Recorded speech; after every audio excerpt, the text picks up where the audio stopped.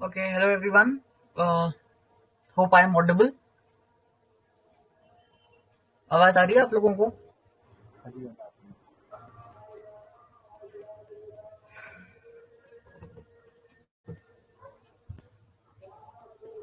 आवाज आ रही है तो मुझे प्लीज बताइएगा. जी ma'am, you are audible. Okay, voice is clear and screen is also visible. You are perfectly connect. एक मिनट. अभी कितने एस्पिरेंट्स आए हैं? 2-3 एस्पिरेंट्स ने शायद ज्वाइन कर लिया है. 1-2 मिनट देखते हैं, otherwise we start.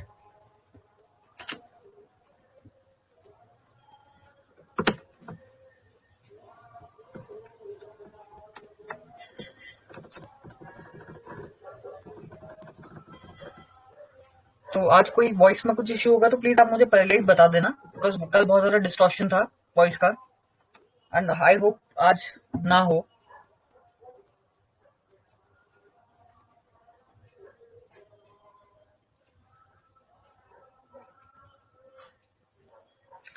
So voice clear है ना? एक बार आप प्लीज कंफर्म कर दीजिए. वॉइस क्लियर एंड स्क्रीन अगर दिख रही है तो प्लीज एक बार बता दीजिए मुझे. अभी ठीक है ma'am. Okay.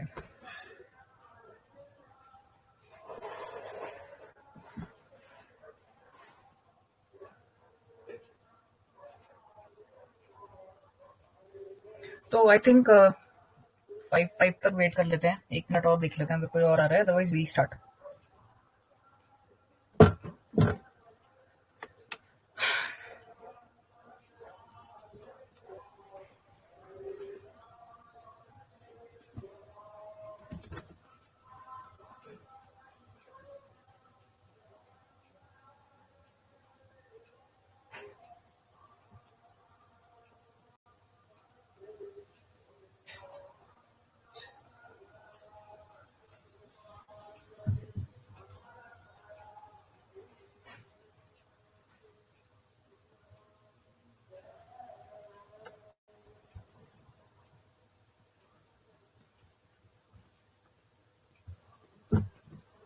Okay, I think और कोई एस्पिरेंट्स नहीं आ रहे हैं, वो लोग बाद में रिकॉर्डिंग देख लेंगे. हम लोग अपना स्टार्ट करते हैं.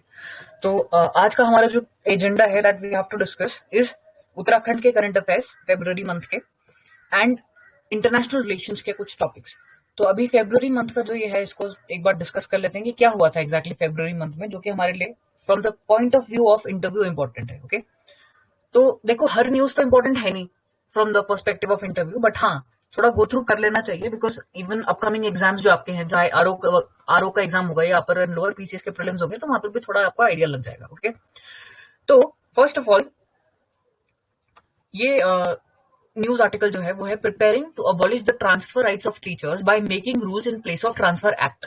तो ऐसा होता था अभी तक, हमारी उत्तराखंड गवर्नमेंट की ये पॉलिसी है कि ट्रांसफर एक्ट एप्लीकेबल है. इसमें क्या होता है कि कई सारे जो टीचर्स होते हैं वो अपना ट्रांसफर ऐसी जगह होने से रोक लेते हैं. जैसे फॉर एग्जाम्पल अगर कोई प्रमोट होकर के किसी दूरस्थ या दूरगामी क्षेत्र में किसी को जाना होता है, तो कई बार क्या करते हैं वो लोग कि प्रमोशन लेते ही नहीं है और ऐसी एरियाज में जाने से बचते रहते हैं. तो मतलब एक तरीके का ये कहना कि लूप होल्स फाइंड आउट कर लेते हैं.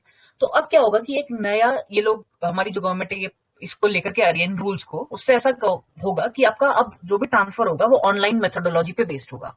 ऑनलाइन प्रोसेस अडॉप्ट किया जाएगा ट्रांसफर के लिए. इससे क्या होगा कि मैंडेटरी ट्रांसफर्स हो जाएंगे. इस वजह से वेकेंट पोस्ट अगर कोई अवेलेबल है कहीं पर भी, तो उसको फिल करने में आसानी होगी. तो यहाँ पर ऐसा नहीं है कि आप मना कर दो या आपको आपकी चॉइस मिल जाए, ऐसा कुछ नहीं है. तो ऑनलाइन होगा बेसिकली ट्रांसफर. और अगर कोई टीचर है जिसने कोई स्पेसिफिक प्रेफरेंस दी हुई है, फॉर एग्जाम्पल अगर किसी को चाहिए कि वो एक ही डिस्ट्रिक्ट के एक पर्टिकुलर एरिया में जाकर के सर्व करे, तो वो भी हम लोग उसको इनपुट कर सकते हैं उस ऑनलाइन मैकेनिज्म में, एंड देन उसके थ्रू वहां पर भी हमें सॉल्यूशन मिल जाएगा. Okay, so this was all about it. Next है कि टैब्लू जो है मानस खंड का, उसको अवार्ड मिला. ये तो हमने कल भी डिस्कस किया ही था. तो उसमें कुछ नई चीज जो हमें इसमें जानने को मिलती है ये वाले आर्टिकल से, वो ये है कि उसमें जो थीम सॉन्ग था जो प्ले हो रहा था, 50 सेकेंड्स का ये थीम सॉन्ग था. ये क्या था? तो वो जो सॉन्ग था वो था जय हो कुमाऊं जय हो गढ़वाल. तो ये जो फेमस जनक कवि हैं पिथौरागढ़ के, जनार्दन प्रदीप जी, उन्होंने लिखा था. और कंपोज किसने किया था, मतलब जो इसको एक्चुअल में जो म्यूजिक एंड ऑल जो दिया हुआ है वो किसने दिया? सौरभ मैथानी और उनके कलीग्स ने. तो ये जो है पहाड़ी दगड़िया देहरादून को ने इस सॉन्ग को प्रोड्यूस किया। तो प्रोड्यूसर अगर पूछा जाए तो प्रोड्यूसर कौन है? पहाड़ी दगड़िया देहरादून। जो कंपोजर है वो है सौरभ मैथानी और कलीग्स। एंड रिटर्न जो मतलब जिन्होंने ये लिखा है या जिन्होंने लिरिक्स लिखे हैं वो है जनार्दन उप्रेती जी। ओके, तो ये इसमें अलग चीज थी जो कि हम कल डिस्कस हमने नहीं करी थी। और बाकी ऐसे कि मानस खंड में अगर पूछा जाए कौन कौन से टेम्पल है, तो हमें यह पता है कि मानस खंड में जो है हमारे कुमाऊं के मंदिर शामिल हैं। तो उसमें कौन कौन से हैं जिसको हम लोग कॉरिडोर में कनेक्ट करेंगे मानस खंड कॉरिडोर में? तो कुछ एग्जांपल्स हैं, जैसे जागेश्वर महादेव का जो मंदिर है, जागेश्वर धाम है, चितई गोजू का मंदिर है, सूर्यदेव मंदिर है, नंदा देवी टेम्पल है, कसार देवी, झाकर सेम, पाताल भुवनेश्वर, हाट कालिका, और इसी तरीके से और भी कई सारी चीजें। और यही है कि सिर्फ हिंदू टेम्पल्स ही नहीं है, यहाँ पर एक चीज जो ध्यान में रखने लायक है वो है कि नानक पत्ता साहिब, और साथ ही साथ जो हमारे ये है आपका एक और इसमें एग्जांपल था रीठा मीठा साहिब जो है, तो इसको भी इनकॉर्पोरेट किया गया है। तो ऐसा नहीं है कि सिर्फ हिंदू टेम्पल्स का ही इसमें जो है कॉरिडोर में कनेक्शन होगा, तो जो हमारे सिख के जो ये रेवर्ड प्लेसेस हैं वो भी इसमें इनकॉर्पोरेटेड होंगी। ओके, नेक्स्ट की ओर चलते हैं। तो every city of Uttarakhand will become smart with UIDF. अच्छा, अब क्या होगा कि इस बार जो हमारा बजट अनाउंस किया था सेंट्रल गवर्नमेंट ने, तो उसमें ये बात हुई है कि हम लोग एक urban infrastructure development fund establish करेंगे या डेवलप करेंगे। अब क्या होता है कि रूरल डेवलपमेंट में तो नाबार्ड है इन्वॉल्व, जो कि national bank for agriculture and rural development है, तो वहां से तो लोन मिल जाता था आराम से मिल जाते थे लोन्स। बट अगर किसी अर्बन एरिया को डेवलप करना है तो उसमें थोड़ी दिक्कत आती थी। तो इसका जो अनाउंसमेंट किया है सेंट्रल गवर्नमेंट ने यूआईडीएफ का, उसके बाद क्या होगा कि अब हमें आराम से लोन्स मिल जाएंगे फॉर दिस एज वेल। यानी कि जो अर्बन एरियाज में अगर कोई डेवलपमेंट करना है तो उसको भी आराम से हम लोग कर सकते हैं, इजिली लोन्स अवेल कर सकते हैं। ऑलराइट, नेक्स्ट है कि 3 डे वसंतोत्सव शुरू हुआ उत्तराखंड में। तो ठीक है, वसंतोत्सव में क्या क्या किया यहाँ पर, तो इसमें एक जो मुझे इंपॉर्टेंट पॉइंट लगा, बाकी तो ठीक है कुछ ना कुछ ऑर्गेनाइज करती रहती है हमारी गवर्नमेंट, अलग अलग इवेंट्स होते रहते हैं, बट यहाँ पर एक चीज जो है ध्यान में रखने लायक वो ये है कि फोक डांसेस के बारे में बताया गया है। झूमिलो, छपली, चंचरी, टंडी और हारोई। तो ये जो है फोक डांसेस, अगर आपसे बाय चांस पूछा गया कि आप क्या किसी फोक डांस के बारे में जानते हैं, इंटरव्यू में अगर पूछा आपसे कि do you know about any folk dance of Uttarakhand, तो ये कुछ पॉइंट्स आपको ध्यान में रख सकते हैं। आप इसको वहां पे मेंशन कर सकते हैं कि ठीक है ये हमारे फोक डांसेस हैं जो कि उत्तराखंड में या उत्तराखंड के स्पेसिफिक फोक डांसेस हैं। राइट, नेक्स्ट है कि इसमें ठीक है flower cut and all, this is not important. And next है कि लैंडस्लाइड अफेक्टेड डिस्ट्रिक्ट्स की अगर हम बात करें तो ये मैपिंग करी है इसरो के साथ। किसने ये मैपिंग हुई है? National remote sensing centre plus ISRO के द्वारा। एंड इसमें ये पाया गया कि उत्तराखंड का जो रुद्रप्रयाग और टेहरी डिस्ट्रिक्ट है वो most affected district of landslide के अंदर आता है, और जो हाईएस्ट अफेक्टेड डिस्ट्रिक्ट की अगर हम बात करें दैट इज रुद्रप्रयाग। ओके, और तो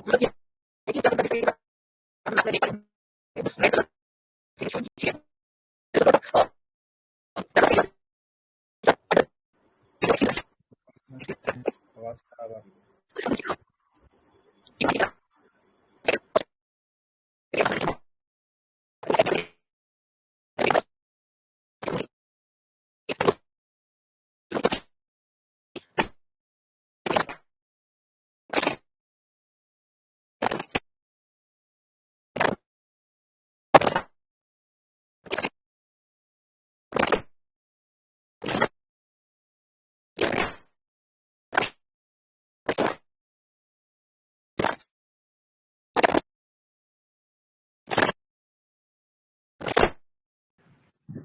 मैं क्लियर नहीं आ रही।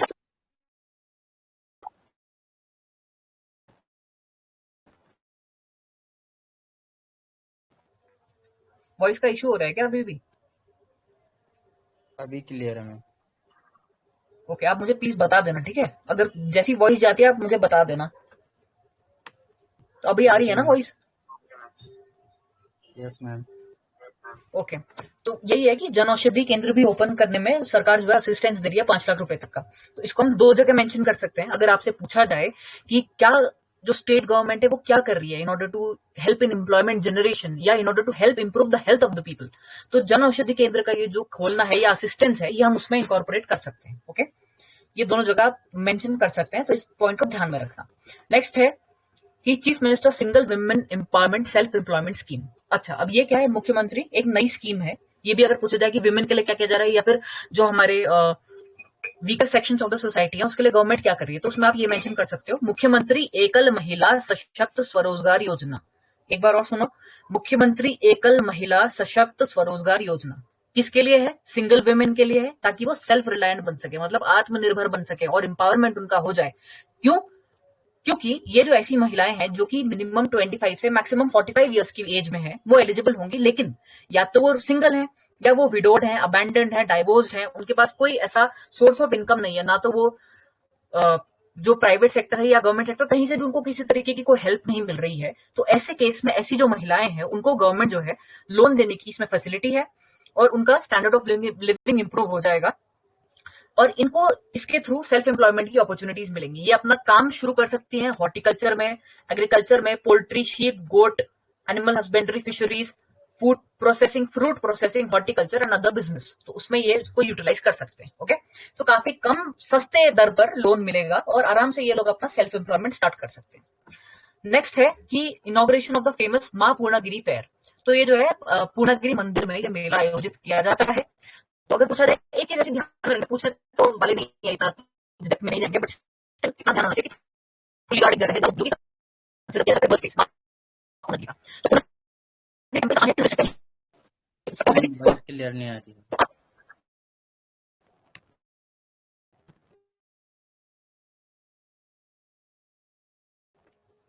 अब क्लियर है वॉइस? Yes ma'am. प्लीज आप मुझे बताते रहना, ठीक है, अदरवाइज फिर वो डिस्टॉर्ट हो जाता है। तो ठीक है, तो पूर्णागिरी मंदिर की बात हो रही थी। पूर्णागिरी मंदिर का ऐसा है कि पूछा गया अगर माँ पूर्णागिरी का बर्थ प्लेस थुलीगाड़ है, पूर्णागिरी टेम्पल है कहाँ पर, ये पूछ सकते हैं ऑब्वियसली। ये तो बर्थ प्लेस में तो नहीं जाएंगे, बट हाँ ये जरूर पूछ सकते हैं कि पूर्णागिरी मंदिर जहाँ बहुत फेमस एक फेयर होता है या मेला आयोजित होता है, वो कौन से डिस्ट्रिक्ट में है। तो ये जो है आपका चंपावत डिस्ट्रिक्ट के अंदर आता है, और रीजन जो है टनकपुर है। ठीक है, शक्तिपीठ है ये, इसलिए इंपॉर्टेंट है, और 108 सिद्ध पीठों में से भी एक है, इसको कंसिडर किया जाता है। ओके, तो ये मान्यता है कि जो हमारी जब सती हो गई थी माता माता सती का जब हो गया था, एक तरीके से कह सकते हैं कि जब शिव जी तांडव कर रहे थे, तो ये कंसिडर किया जाता है कि विष्णु जी ने बॉडी के डिफरेंट डिफरेंट पार्ट्स को कट किया था। तो वो जहां जहां वो उनके शरीर के हिस्से पड़े, वो सब शक्तिपीठ में आज हम उनको मानते हैं, उनको रिवर करते हैं। तो उसी में से एक जो है वो है पूर्णागिरी मंदिर। नेक्स्ट है, ये इंपॉर्टेंट है, देखो 38th national games will be held in Uttarakhand. ये इंपॉर्टेंट क्यों, अभी I discuss it with you. तो ये है कि 2024 में 38 नेशनल गेम्स होने वाले उत्तराखंड में। तो अब क्या है कि इसमें ध्यान रखने वाली बात ये कि ठीक है होने वाले हैं गेम्स, लेकिन ये आपको थोड़ा इस पर सोचना पड़ेगा कि क्या उत्तराखंड जो है वो तैयार है। Is Uttarakhand ready for hosting the national games? That is something very crucial. तो क्योंकि आपसे ये पूछा जा सकता है कि क्या हमारे पास इतना इंफ्रास्ट्रक्चर है, क्या हमारे पास इतनी फैसिलिटीज हैं कि हम इतने बड़े लेवल पर नेशनल गेम्स को ऑर्गेनाइज करवा पाए। क्या हमारे पास प्रॉपर स्टेडियम्स हैं, क्या हमारे पास इतनी फैसिलिटीज हैं कि जितने भी ऑल ओवर इंडिया से जितने भी यहाँ पर आए लोग इसमें हिस्सा लेने के लिए, तो हम उन लोगों को सफिशिएंट फैसिलिटीज प्रोवाइड करवा पाए, कहीं ऐसा कोई कमी तो नहीं रह जाएगी। तो इस चीज को ध्यान में रखते हुए इस पर थोड़ा सोचना, बिकॉज ये आई आस्क दिस क्वेश्चन, आपके व्यू पॉइंट्स मैं इसमें लूंगी, थोड़ा इसमें सोचना आप जरूर इसके बारे में। ओके, नेक्स्ट क्वेश्चन है, नेक्स्ट टॉपिक है, brave women of Uttarakhand and soldiers who received gallantry awards will be able to travel free of cost in roadways buses. तो ठीक है, एक फैसिलिटी है कि ठीक है जिन्होंने गैलेंट्री अवार्ड, जिनको उनके कोई भी उन्होंने बहादुरी का काम किया, उसके लिए अगर कभी उनको अवार्ड मिला तो उनको फ्री ट्रैवल एक तरीके से गवर्नमेंट दे रही है। तो this is not that important according to me. Next है कि आईआईटी रुड़की ने एक डिस्कवर किया है यूनिक एंटी बैक्टीरियल मॉलिक्यूल। इसका नाम क्या है इस मॉलिक्यूल का? That is IITR 00693। अब ये प्रीलिम्स के पॉइंट से इंपॉर्टेंट है, बट हाँ ये भी कह सकते हैं कि ठीक है हमारा स्टेट भी कुछ पीछे नहीं है। हमारे यहाँ भी जो IITs हैं, हमारे यहाँ जो एजुकेशनल इंस्टीट्यूट्स हैं, वहां बहुत ज्यादा रिसर्च हो रही है। और रिसर्च का ही एक एग्जांपल ये भी कह सकते हैं हम लोग कि एक तरीके का यूनिक मॉलिक्यूल हम लोगों ने पाया है, IIT रुड़की ने डिस्कवर किया है। इससे क्या है कि इसमें एंटी बैक्टीरियल ये मॉलिक्यूल है, तो इसको अगर हम ड्रग्स में इंकॉर्पोरेट करेंगे तो इन्फेक्शंस प्रिवेंट हो जाएंगे, जो कि स्टेफाइलोकोकस ऑरियस और सुडोमोनास एरोजिनोसा के थ्रू जो डिजीजेस होती हैं उसमें डील करने में ये कारगर सिद्ध होगा। ओके, नेक्स्ट है सोलर एनर्जी पॉलिसी। अब ये बहुत इंपॉर्टेंट है, देखो ये आपका, मुझे ऐसा लगता है कि अब जिस तरीके से हमारा एग्जाम का शेड्यूल आएगा धीरे धीरे, तो आपका थोड़ा पॉलिटिक्स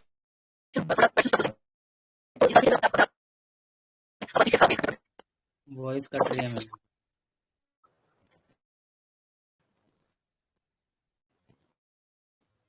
अब क्लियर है वॉइस?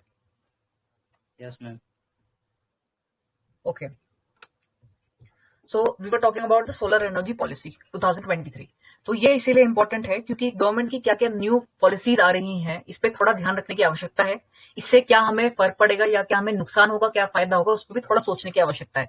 इसी तरीके के एनालिसिस में अगर हम देखें तो मेंस के पेपर में भी इस तरीके का कोई पॉलिसी आई थी गवर्नमेंट की, उस पर बेस्ड क्वेश्चन भी आया हुआ था। तो हो सकता है कि इंटरव्यू में भी आपसे पूछा जाए कि अभी recently Uttarakhand solar energy policy आई है, उसके बारे में कुछ बताइए। तो कुछ इंफॉर्मेशन क्या है, सबसे पहली बात एम ये है या एक्सपेक्टेशन ये है कि 2027 दिसंबर तक 2500 megawatt of electricity will be generated in the state from this project. यानी सोलर एनर्जी के थ्रू हमारा ये टारगेट है कि हमें 2500 मेगावाट इलेक्ट्रिसिटी जनरेट करनी है। कब तक? 2027 के दिसंबर तक। ठीक है। और साथ ही साथ और क्या इसमें एम है हमारा कि हम लोगों को एम्प्लॉयमेंट अपॉर्चुनिटीज भी क्रिएट करनी है इसी फील्ड में, और लाइवलीहुड अपॉर्चुनिटीज भी क्रिएट करनी है। अच्छा, अब क्या होता है कि एक इशू ये रहता है कि ठीक है, तुमने सोलर पैनल्स लगा दिए, तुमने सोलर के थ्रू एनर्जी भी जनरेट कर दी, अब उस एनर्जी को खरीदेगा कौन? क्योंकि उत्तराखंड में अगर तुम्हारा इतना ज्यादा पावर जनरेशन हो भी रहा है तो इतना ज्यादा एनर्जी कंजम्पशन तो है नहीं ना। उत्तराखंड में इतना ज्यादा तुम्हारी इंडस्ट्रीज तो है नहीं कि तो भैया सारा का सारा यूज हो जाएगी इलेक्ट्रिसिटी। तो इस वजह से कई लोग इसमें डरते हैं कि चलो हमने अगर इसमें इन्वेस्ट कर भी दिया, कल को जो इलेक्ट्रिसिटी जनरेट हो रही है इसको अगर कोई खरीदने नहीं आया तो हमारा तो लॉस हो जाएगा। तो इसीलिए ये मैंडेटरी कर दिया गया है कि यूपीसीएल जो है वो खरीदेगा इस इलेक्ट्रिसिटी को, certain percentage will be purchased bye UPCL. तो इससे क्या हुआ कि खरीदने की जो टेंशन थी कि हाँ कभी कौन खरीदेगा, तो एक तुम्हें बायर तो मिल गया ऑलरेडी। ठीक है। तो इस तरीके से गवर्नमेंट की ये पॉलिसी फॉर्मुलेट हुई है। उसके साथ एक और एक बात गवर्नमेंट ने इसमें रखी है कि जो भी लैंड लेगा लीज पे और इंस्टॉल करेगा सोलर पावर प्रोजेक्ट, उनको एम्प्लॉयमेंट देना होगा 70% यूथ जो कि लोकल होगा। यानी कि एम्प्लॉयमेंट में 70% यही लोकल जो होंगे उनको आपको एम्प्लॉयमेंट देनी पड़ेगी। ये एक प्रोविजन है, तो ये बहुत इंपॉर्टेंट है और ये एक बहुत अच्छा स्टेप है गवर्नमेंट का। तो बेनिफिट्स क्या एक बार और देख लेते हैं। तो बेनिफिट सबसे पहली बात, सिंगल विंडो पोर्टल के थ्रू इंस्टॉलेशन हो जाएगा, मतलब इंस्टॉलेशन आसान हो जाएगा। सेकंड क्या इसका एडवांटेज या बेनिफिट होगा, लैंड यूज कन्वर्जन फ्री होगा, कोर्ट फीस जो होगी, registration fees, land use approval, external development fee, investigation fee and infrastructure development fee will be exempted. मतलब एक तरीके से लोगों को इंकरेज किया जा रहा है कि आओ और हमारे स्टेट में आप जाकर के सोलर जो एनर्जी है या सोलर पावर का इंस्टॉलेशन में पार्टिसिपेट करो और हम आपको ये जो है कुछ सब्सिडीज दे रहे हैं या कुछ जो आपकी फीस है उसको हम एग्जेम्प्ट कर रहे हैं। तो इस तरीके से जो है इंकरेज किया जा रहा है कि लोग आकर के इसमें इन्वेस्ट करें। थर्ड क्या होगा, whatever project will be uptaken तो यूपीसीएल को कंपल्सरीली उसमें से बाय करना होगा। मैंने अभी आपसे थोड़ी देर पहले डिस्कस किया था। तो इस वजह से जो इन्वेस्टर्स का रिस्क है वो रिड्यूस हो जाएगा क्योंकि एक बायर ऑलरेडी आपको मिल रहा है।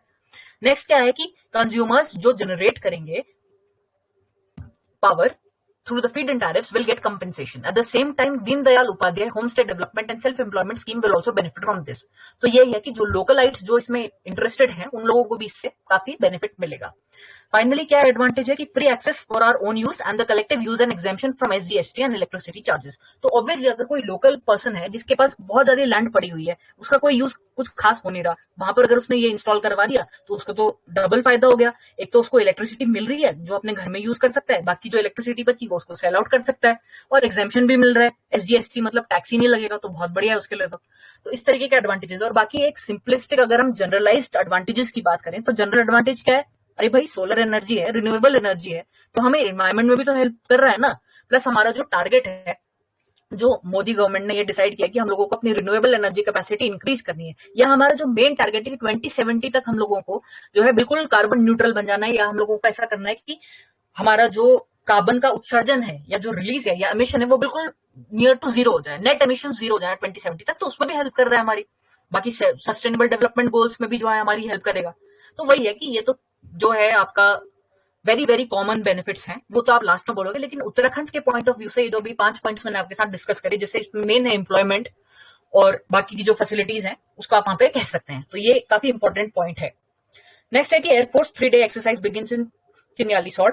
तो ठीक है, एयरफोर्स की एक्सरसाइजेस वगैरह चलती रहती हैं। एंड चिन्यालीसौड़ कहाँ है ये थोड़ा ध्यान में रख लेना कि उत्तरकाशी डिस्ट्रिक्ट में है, और ये इसलिए इंपॉर्टेंट है जगह क्योंकि यहाँ पर इंडिया चाइना का बॉर्डर लगता है। इसी वजह से स्ट्रेटेजिक पॉइंट ऑफ व्यू से बहुत इंपॉर्टेंट है ये जगह, और एडवांस लैंडिंग ग्राउंड बनाने की यहाँ पर इंडियन एयरफोर्स की एक मंशा है या उनकी कोशिश है।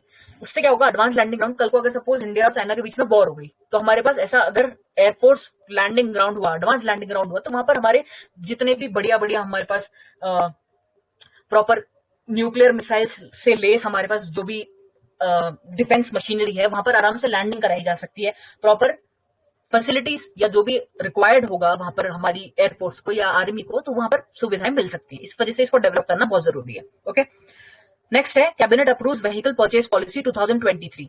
अब इसमें कुछ खास है नहीं कि यही है कि ठीक है पुराने व्हीकल्स को स्क्रैप करके, क्योंकि BS6 नॉर्म्स अभी चल रहे हैं, यानी भारत स्टैंडर्ड 6 नॉर्म्स चल रहे हैं, तो उसी के अकॉर्डिंग उसी को ध्यान में रखते हुए यहाँ पर हम लोगों ने क्या किया है कि जो गवर्नमेंट व्हीकल्स हैं जो पुराने हो चुके हैं उनको एक तरीके से हटा करके नए व्हीकल्स यहाँ पर हम लोग बाय कर रहे हैं। और उसमें भी क्या है कि इलेक्ट्रिक व्हीकल्स को हम लोग इंकरेज कर रहे हैं। तो देखो एक चीज इसमें आप ऑब्जर्व कर सकते हो कि ये थोड़ा हालांकि इंटरव्यू में नहीं है, लेकिन आपके खुद के इंकरेजमेंट के लिए या खुद के आपके एक तरीके से मोटिवेशन के लिए ध्यान में रख सकते हो आप कि देखो कैटेगरी कितनी होती है, 5 कैटेगरीज होती हैं। आप ये ध्यान रख सकते हो कि 5 कैटेगरीज होती हैं गवर्नमेंट व्हीकल्स की। कैटेगरी ए जो होती है उसमें ministers, chief secretary, high court जज और ये जो चेयरमैन और ये सब आप रीड कर लेना, तो इन लोगों को कैटेगरी ए के व्हीकल्स मिलते हैं। कैटेगरी बी के व्हीकल्स किसको मिलते हैं? Secretaries, head of the departments, divisional commissioner, IG और म्यूनिसिपल कॉर्पोरेशन प्रेसिडेंट और इनके इक्विवेलेंट को कैटेगरी बी के व्हीकल्स मिलते हैं। कैटेगरी सी किसको मिलता है?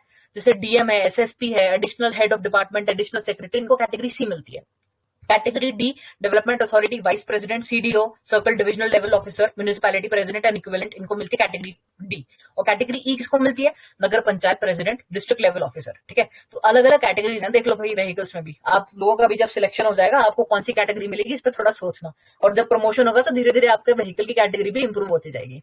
So this was just not that important from the interview perspective, but ठीक है थोड़ा अपने पर्सनल इंकरेजमेंट के लिए बढ़िया है कि देखो भाई व्हीकल भी मिलता है हम लोगों को इसमें अगर हम अच्छा परफॉर्म करेंगे तो, और व्हीकल की भी कैटेगरी इंप्रूव होती रहती है विद प्रमोशन। तो इसलिए पढ़ लो, अच्छे से कर लो ताकि अच्छी फैसिलिटी मिल पाए गवर्नमेंट की। चलो वापस आते हैं टॉपिक पे।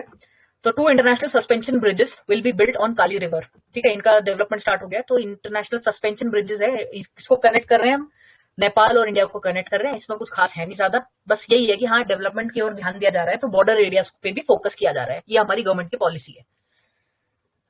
नेक्स्ट है joint military exercise Indo Uzbek आर्मीज will be held in Pithoragarh. अब डस्ट लिक जो है वो ज्वाइंट मिलिट्री एक्सरसाइज है, किसके बीच में? आर्मी है, किसकी? इंडिया और उज्बेकिस्तान की। तो ये पिथौरागढ़ में है। उसके अलावा पहले भी यहाँ पर बहुत सारी एक्सरसाइजेस हो चुकी है, जैसे 2019 में कहाँ हुई थी हमारी कजाकिस्तान और इंडिया के सोल्जर्स के बीच में पिथौरागढ़ में हुई थी, और 2021 में इंडिया और नेपाल के सोल्जर्स के बीच में भी यहाँ पर चलती रहती है मतलब एक्सरसाइज। तो पिथौरागढ़ का एरिया को ऐसी छोड़ नहीं दिया है, वहां पर डिफेंस की एक्सरसाइजेस चलती रहती है ताकि कल अगर कोई वॉर हो गई तो हमारे एटलीस्ट सोल्जर्स प्रिपेयर्ड रहे उसके लिए। नेक्स्ट आते हैं हम लोग state government approved startup revised policy. अब जैसे हमारे जो हमारा अभी सोलर एनर्जी पॉलिसी थी उसी तरीके से स्टार्टअप रिवाइज्ड पॉलिसी भी इंपॉर्टेंट है, तो इसको अप्रूव कर दिया गवर्नमेंट ने। इसमें क्या है कि 200 करोड़ दिए जाएंगे प्रमोट करने को स्टार्टअप्स। अच्छा, अगर कल का डिस्कशन याद करो तो उसमें 2 स्टार्टअप्स जो थे जिनको अवार्ड मिला था, नेशनल अवार्ड, वो कौन कौन से थे? एक तो था आपका दिगंतर एरोस्पेस जिसकी हमने बात करी थी, और दूसरा था आपका एक इलेक्ट्रिक व्हीकल्स को डेवलप करने के लिए एक और हमारा स्टार्टअप था, तो उनको इस तरीके से अवार्ड दिया गया। तो और भी गवर्नमेंट चाह रही है कि हाँ भैया और इंकरेज किया जाए ताकि जो है एम्प्लॉयमेंट भी जनरेट हो, हमारे स्टार्टअप्स को इंकरेज किया जाए, जिससे कि एक पहचान बन पाए उत्तराखंड की। क्योंकि हमारा मेन टारगेट क्या है कि जैसे कि हमारे श्री मोदी जी ने कहा है, हमारे प्राइम मिनिस्टर ने कहा है, ऑनरेबल प्राइम मिनिस्टर ने, कि आने वाला दशक जो है वो उत्तराखंड का होगा। तो इसी को मद्देनजर रखते हुए गवर्नमेंट जो है कोशिश कर रही है। अब देखो आप ये भी सोच सकते हो कि इतना ज्यादा गवर्नमेंट की पॉलिसीज की तारीफ क्यों करी जा रही है, क्योंकि देखो ऐसा है, इंटरव्यू के टाइम पे हम लोगों को वहां पर प्रो गवर्नमेंट अगर नहीं भी होना चाहो तो अगेंस्ट द गवर्नमेंट नहीं बोलना है।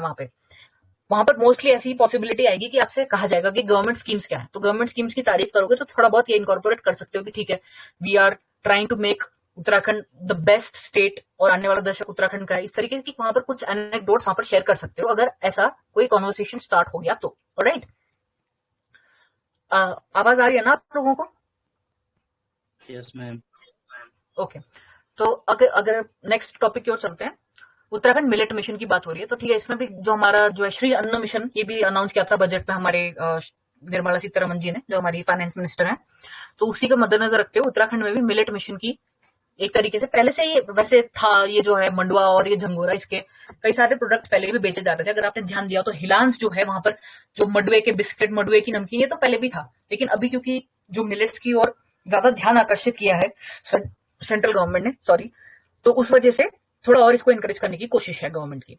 तो उसमें क्या है कि मंडुआ जो है 1 रुपए on every ration card available रहेगा, और झंगोरा भी जो है मिड डे मील में दिया जाएगा। ये क्यों दिया जा रहा है? क्योंकि जो मिलेट्स हैं इनको माना जाता है कि कोर्स ग्रेन्स जो है इसके थ्रू बहुत ज्यादा प्रोटीन कंटेंट भी मिलता है हम लोगों को, प्रोटीन कंटेंट भी बढ़ जाता है। तो इस वजह से ये जो इसका प्रोविजन है मिड डे मील में देने का, वो ये है कि जो बच्चे हैं उन लोगों को प्रॉपर न्यूट्रिशन भी मिलेगा। और दूसरा ऐसा है कि इसको एनकरेज किया जा रहा है, इसमें बताया हुआ है कि कितने कितने प्रोविजन में इसको खरीदा जाएगा। तो बेसिकली ये है कि आप इसमें एमएसपी प्रोवाइड कर रहे हो, उससे क्या होगा, लोगों को इंकरेज किया जाएगा कि उत्तराखंड के जितने भी हमारे किसान भाई बहन हैं वो इंकरेज होंगे कि एमएसपी मिल रहा है तो चलो इसको ग्रो कर लेते हैं, और आने वाले टाइम में इन्हीं का जो है बोलबाला होने वाला है। इस वजह से गवर्नमेंट इसकी कोशिश कर रही है, बिकॉज क्या है ना कि व्हीट और राइस पे कुछ ज्यादा डिपेंडेंस हो चुकी है, तो उस डिपेंडेंस को कम करने के लिए गवर्नमेंट की एक स्ट्रेटेजी है ये। अदरवाइज क्या होता है, व्हीट एंड राइस कुछ ही स्पेसिफिक एरियाज में, जैसे पंजाब एंड ऑल में जब ग्रीन रेवोल्यूशन का हुआ था एडवेंट, तो इस तरीके के जो क्रॉप्स थे जैसे राइस एंड व्हीट, इनको बहुत बूम मिल गया था। और उससे क्या हुआ था कि पूरा का पूरा सारे जितने भी फार्मर्स थे उनका यही मानना था कि चलो ठीक है इसी को ग्रो करते हैं, इसी में हम लोग को बेनिफिट मिल रहा है। उससे क्या नुकसान हुआ, सबसे पहली बात मोनोकल्चर की प्रैक्टिस स्टार्ट हो गई। अगर बाय चांस कोई एक पेस्ट लग जाता है किसी एक क्रॉप फील्ड में तो पूरी की पूरी क्रॉप फील्ड डिस्ट्रॉय हो जाती है, और कहीं ऐसी पॉसिबिलिटी ना आ जाए कि फैमिन की जैसी पॉसिबिलिटी ना क्रिएट हो जाए। इस वजह से गवर्नमेंट धीरे धीरे हमारे एक माइंडसेट को चेंज करने की कोशिश कर रही है कि अगर हम लोग कोर्स ग्रेन्स की तरफ जाएंगे तो एटलीस्ट हमारे पास खाने में डाइवर्सिटी रहेगी। तो ये मेन एम है। और साथ ही अगर आपको पता है कि अभी जैसे रशिया यूक्रेन वॉर चल रही है, और रशिया जो है और यूक्रेन ये दो एरियाज हैं जहां से व्हीट बहुत ज्यादा एक्सपोर्ट होता था। अब वहां क्या हो रहा है, वॉर चल रही है तो कई जगह तो खाने के लाले पड़ चुके हैं। तो ऐसी सिचुएशन कहीं आ ना जाए, और ऊपर से क्या किया इंडिया गवर्नमेंट जो है इंडिया की, उसने बैन कर दिया एक्सपोर्ट। तो ऐसे सिचुएशन में जो है एक तरीके से हड़कंप मचा हुआ है पूरे वर्ल्ड में कि कहीं भाई हमें खाने के लाले ना पड़ जाए, कहीं ऐसी दिक्कत ना हो जाए। तो कई अगर ऐसी पॉसिबिलिटी इंडिया में आ गई। वॉइस आ रही है आप लोगों को? वॉइस को कुछ इशू है? नहीं मैम, क्लियर है मैम। Okay okay. तो कल कहीं ऐसी कोई आपत्ति ना आ जाए, विपत्ति ना आ जाए ऐसी कोई, तो उसको ध्यान में रखते हुए गवर्नमेंट एक तरीके से माइंडसेट चेंज करना चाह रही है। इसी वजह से कोर्स ग्रेन्स और मिलेट्स का जो है उसको बढ़ावा देने की कोशिश है। दूसरा क्या एडवांटेज है कि जो मिलेट्स हैं उनको ग्रो करने के लिए आपको कोई स्पेसिफिक वाटर या ऐसे कोई ज्यादा रिक्वायरमेंट नहीं होती, इनपुट उतना नहीं लगता, क्योंकि ये क्या होता है कि ड्राई लैंड फार्मिंग भी हम कर सकते हैं। मतलब कोई इतनी ज्यादा फर्टाइल लैंड नहीं भी है, वहां पर भी आराम से ये चीजें ग्रो हो सकती हैं। तो इस वजह से अलग एक एडवांटेज है, पानी की ज्यादा रिक्वायरमेंट नहीं होगी आपको, इरिगेशन में इतना ज्यादा पानी की जरूरत ही नहीं होगी उसकी। तो इस तरीके की चीजों को ध्यान में रखते हुए, सब चीजों को एक होलिस्टिकली मद्देनजर रखते हुए गवर्नमेंट की एक ये प्रोविजन है कि ठीक है भैया इसको आगे बढ़ाओ। ठीक है, नेक्स्ट बात करते हैं national skiing championship cancelled in Auli. अच्छा, अब ये क्यों इंपॉर्टेंट है, देखो भाई ठीक है चैंपियनशिप होती थी ओली में, चलती रहती थी, लेकिन इस बार कैंसिल हो गई। अब इसके पीछे क्या कारण है, due to lack of snow. अब यहाँ से क्या कॉन्सेप्ट मिलता है हम लोगों को, हम डायरेक्ट ये थोड़ी बोलेंगे कि भैया ओली में ये होता था कैंसिल हो गया। हम अगर हमसे वहां, जैसे अभी मेरे को एक एस्पिरेंट दिख रही है, she was I think she is from the background of agriculture, तो उनके लिए भी एक क्वेश्चन हो सकता है। तो देखो सभी के लिए वैसे एक क्वेश्चन हो सकता है, क्योंकि इन्वायरमेंट क्लाइमेट चेंज में सब एक वही बेसिक आंसर तो सभी देंगे, ठीक है भैया क्लाइमेट चेंज हो रहा है, उस वजह से जो है melting of glaciers is happening, global warming is happening, flooding is happening. ये तो चलो भैया वेरी वेरी बेसिक चीजें हैं। अब उत्तराखंड स्पेसिफिक एग्जांपल अगर आपसे पूछ लिया कि भैया बताओ उत्तराखंड में क्या हो रहा है, उत्तराखंड का एक एग्जांपल, बहुत बढ़िया एग्जांपल क्या दे सकते हो कि भैया ओली जो है, जहां पे हमारा हर साल जो है स्कीइंग यानी चैंपियनशिप, नेशनल चैंपियनशिप का ये ऑर्गेनाइजेशन होता था, क्योंकि वहां क्या है स्नो रहती थी, उसमें इस बार स्नोफॉल ही नहीं हुई, तो इस वजह से हम लोगों को पूरा का पूरा चैंपियनशिप ही कैंसिल करना पड़ा। इससे बड़ा उदाहरण क्या हो सकता है क्लाइमेट चेंज का, कि हमारा जिस एरिया में इतनी ज्यादा बर्फ रहती थी, स्नो रहती थी, कि वहां हम लोगों के एडवेंचर स्पोर्ट्स को इंकरेज किया जा रहा था, वहां स्नो की इतनी कमी हो गई कि भैया हमें कैंसिल ही करना पड़ गया। तो ये एक एग्जाम्पल आप वहां पे मेंशन कर सकते हो। इससे क्या आपको एक पेक्यूलियर या एक अलग सा एग्जाम्पल आपका वहां पर रहेगा। तो इवन जो आपके वहां पर एग्जामिनर्स होंगे या जो इंटरव्यू पैनल होगा वो भी इंप्रेस होगा कि ठीक है भैया this person is saying something new. बाकी तो ठीक है, बाकी तो सब हो ही रहा है कि हाँ भैया फॉरेस्ट फायर्स हो रही हैं, हमारा रेनफॉल पैटर्न चेंज हो रहा है, उसके एग्जाम्पल से हम सोसाइटी में क्या हो रहा है, या एक रिसेंट एग्जाम्पल जिससे वर्ल्ड वाइड उत्तराखंड की इमेज में क्या इंपैक्ट पड़ा है, वो भी आप वहां पर कह सकते हो। और ये जो ओली का एरिया है ये क्या है, क्यों इंपॉर्टेंट है, क्योंकि क्या है गेटवे है नंदा देवी और वैली ऑफ फ्लावर्स का, उसके साथ ही हेमकुंड साहिब, और ये पॉपुलर ट्रैकिंग डेस्टिनेशन है इसमें, जैसे घोड़सान बुग्याल, देन और भी समिट तपोवन एंड ऑल। तो ये भी हम ओली के थ्रू जा सकते हैं इन एरियाज में। ठीक है, तो टूरिज्म के हिसाब से काफी इंपॉर्टेंट है। और एडवेंचर स्पोर्ट्स की बात है, अब जिसका एडवेंचर स्पोर्ट्स था, अगर वहां से स्नो ही खत्म हो गई फिर क्या बचेगा वहां पे करने के लिए, लोग जाएंगे ही क्यों वहां पे। ठीक है, नेक्स्ट है कि forest department to issue SOP for quick response team. तो यही है कि क्विक रिस्पांस टीम का एक स्टैंडर्ड ऑपरेटिंग प्रोसीजर करेगी हमारी फॉरेस्ट डिपार्टमेंट, ये कुछ खास है नहीं इसमें इंपॉर्टेंट। नेक्स्ट है कि डस्टली की, ये तो आपको मैंने बता ही दिया था, दोबारा रिपीट हुआ है वही चीज। नेक्स्ट की स्टेट गवर्नमेंट ने 4 न्यू पॉलिसीज इसमें अप्रूव कर दी है। उसमें क्या है कि मुख्यमंत्री स्वरोजगार योजना, मुद्रा योजना, स्वनिधि योजना, मुख्यमंत्री नैनो योजना और प्रधानमंत्री रोजगार सृजन योजना। तो इस सबसे क्या समझ में आ रहा है कि ठीक है, एम्प्लॉयमेंट की तरफ गवर्नमेंट की कुछ कुछ पॉलिसीज हैं। अब ग्राउंड रियलिटी तो हमें पता है कि भैया हम सभी परेशान हैं, नई वैकेंसी आ नहीं रही है लेकिन फिलहाल ऑन पेपर गवर्नमेंट ने कुछ न्यू फैसिलिटीज या न्यू इनिशिएटिव्स लॉन्च करे हैं। तो अगर पूछा जाए कि गवर्नमेंट क्या करी, तो भैया आप ये मेंशन कर सकते हो कि ठीक है, ये योजना है, ये गवर्नमेंट लेकर के आई हुई है। नेक्स्ट है tourism police structure will be ready in Uttarakhand on the lines of Goa Kerala. तो ठीक है, टूरिज्म पुलिस को रेडी करा जा रहा है, जैसे गोवा और केरला में बहुत ज्यादा प्रोएक्टिव है, तो उसी तरीके से यहाँ पे गाइडलाइंस इशू हुई है, इसमें भी कुछ खास है नहीं। नेक्स्ट है कि चीफ मिनिस्टर उत्थान एंड ज्ञान कोश योजना। अब ये देख लो, ये भी एक पॉलिसी है, इंपॉर्टेंट है कि आईएसपीसीएस की कॉम्पिटेटिव एग्जाम की तैयारी करवाने के लिए चीफ मिनिस्टर उत्थान एंड ज्ञान कोश योजना शुरू करी गई है। उसमें ऐसा होगा कि ज्ञान कोश योजना में तो लाइब्रेरीज दी जाएंगी और इनकरेज किया जाएगा यूथ को, टीचर्स को, कम्युनिटी मेंबर्स को कि जाकर के पढ़ो और तैयारी करो। तो यही है कि उत्थान और रेनोवल के लिए तो एजुकेशन की तरफ भी गवर्नमेंट का ध्यान है, और यहाँ पर भी हम लोग इसको भी रिलेट कर सकते हैं विद एम्प्लॉयमेंट जनरेशन, मतलब एम्प्लॉयमेंट मिले, लोगों के अंदर सफिशिएंट स्किल्स हो, उनको फैसिलिटीज मिल पाए। नेक्स्ट है 2 soldiers of Uttarakhand got prime ministers जीवन रक्षा मेडल। तो ये मेडल मिला था, ठीक है, ये भी इंटरव्यू के लिए इंपॉर्टेंट नहीं है। अच्छा, ये इंपॉर्टेंट है, देखो, unmanned traffic management software. Unmanned traffic management software UTM software है। अब क्या करा है गवर्नमेंट ने, देखो, जो ड्रोन्स हैं उसका मल्टीपल यूज है, ठीक है। पॉजिटिव सेंस में भी हो सकता है यूज, नेगेटिव सेंस में भी हो सकता है। पॉजिटिव सेंस में कैसे, जैसे किसी एक पर्टिकुलर एरिया का सर्वे करना है कि फॉरेस्ट फायर हो रहा है, वहां पर पॉसिबल नहीं है कि ह्यूमंस जा पाए, तो वहां पर अपने ड्रोन का यूज करके, ठीक है, मैपिंग कर ली पूरे एरिया की। इसी तरीके से कहीं पर अगर ऑन पेपर दिखा दिया कि चलो भैया हमने यहाँ पर ये चीज डेवलप कर दी, गवर्नमेंट के पैसों से हमने यहाँ पर टॉयलेट्स का निर्माण कर दिया है, या फिर यहाँ पर किसी गरीब का घर बना दिया है, तो वहां पर जाकर के अगर मैपिंग पॉसिबल नहीं, क्योंकि दूरस्थ क्षेत्र होते हैं उत्तराखंड में, बहुत दूर दूर होते हैं, तो वहां पर भी ड्रोन भेजा जा सकता है, देखा जा सकता है कि एक्चुअल में कुछ हुआ भी है या सिर्फ पेपर पे दिखा दिया गया है। उसके अलावा कहीं पर अगर फॉरेस्ट फायर आ गई, या कहीं पर अगर किसी तरीके का कुछ डिजास्टर हो गया, तो वहां पर फूड, मेडिसिन एंड ऑल को भी हम ड्रोन्स के थ्रू पहुंचा सकते हैं। ओके, अब इसके नेगेटिव्स क्या हैं? नेगेटिव का सबसे इंपॉर्टेंट आपको पता ही है कि बॉर्डर के थ्रू या अक्रॉस द बॉर्डर्स क्या कर रहे हैं लोग, इलीगली ड्रग ट्रैफिकिंग हो रही है। ड्रग्स वहां पाकिस्तान के बॉर्डर से पंजाब में ड्रग्स पहुंचाए जा रहे हैं, वहां की इतनी ज्यादा जो पॉपुलेशन है वो अभी ड्रग्स की शिकार हो चुकी है। तो ये एक एग्जाम्पल हो गया। दूसरा क्या है, किसी ऐसे एरिया में, सेंसिटिव एरिया में जाकर के वहां की पूरी इंफॉर्मेशन चुराई जा सकती है। जैसे चाइना ने सपोज कोई ड्रोन भेज दिया और पता करना है कि उत्तराखंड में क्या है, यहाँ पर कितने कितने अभी सोल्जर्स पोस्टेड हैं, क्या हमारे लिए अभी फीजिबल है ये करना, इस तरीके की चीजें भी हो सकती हैं।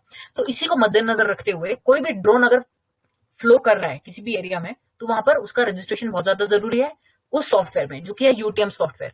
मैंडेटरी है कि इसमें रजिस्टर करेगा। अब क्या है, अगर रजिस्ट्रेशन के बिना अगर फ्लाई करेगा तो उसको जैम कर दिया जाएगा जैमर के थ्रू, मतलब वो फ्लाई नहीं कर पाएगा उस एरिया में। क्योंकि आजकल क्या है, ट्रांसपोर्ट के लिए हम लोग उसका यूज कर रहे हैं, तो इसको जो है एंटी सोशल एलिमेंट्स उसका गलत इस्तेमाल कर सकते हैं। तो डीजीसीए ने ये एक और मैंडेटरी किया था पहले, यूआईएन नंबर। यूआईएन नंबर का क्या मतलब है, यूनिक आइडेंटिफिकेशन नंबर। तो ये तो ऑलरेडी है। अब सॉफ्टवेयर में यूआईएन नंबर, जैसे हम लोगों का आधार कार्ड नंबर होता है, जिससे पता चल जाता है कि ये पर्टिकुलर आधार नंबर इस पर्टिकुलर पर्सन का ही होगा, इसी तरीके से हर ड्रोन को एक यूनिक आइडेंटिफिकेशन नंबर दिया गया है। ये इस सॉफ्टवेयर में इनपुट होगा, तो गवर्नमेंट जब भी चाहे किसी पर्टिकुलर यूआईएन नंबर के थ्रू देख सकते हैं कि अभी फिलहाल ये जो ड्रोन है ये कहां पर है, उसकी लोकेशन पता चल जाएगी। ओके, ताकि अगर कोई गलत इस्तेमाल कर भी रहा होगा तो पकड़ में आ जाएगा। नेक्स्ट है environmental approval for 5 years mining work in 4 rivers of Uttarakhand. तो ठीक है, माइनिंग वर्क चल रहा है, पांच साल के लिए इसको जो है एनवायरमेंटल अप्रूवल मिल चुका है। कौन कौन सी नदियां हैं वो, गौला नदी है, शारदा नदी है, दबका नदी है और कोसी नदी। अब ये जो गौला नदी है, इसको गोल्ड माइन भी कहा जाता है, कुमाऊं का, और इसका सोर्स है पहाड़ पानी में, एंड पॉइंट है किच्छा में। और इसमें एक बहुत जो इंपॉर्टेंट चीज हो रही है वो है कि the river bed is facing soil erosion due to excessive excavation. ये इंपॉर्टेंट चीज है कि बहुत ज्यादा खनन हो रहा है वहां पर, इस वजह से सॉइल इरोजन की पॉसिबिलिटी या कंडीशंस बन चुकी हैं। नेक्स्ट है शारदा रिवर, जो है ट्रेडिशनल सोर्स जो है ओलंपियादुरा में है, पिथौरागढ़ में।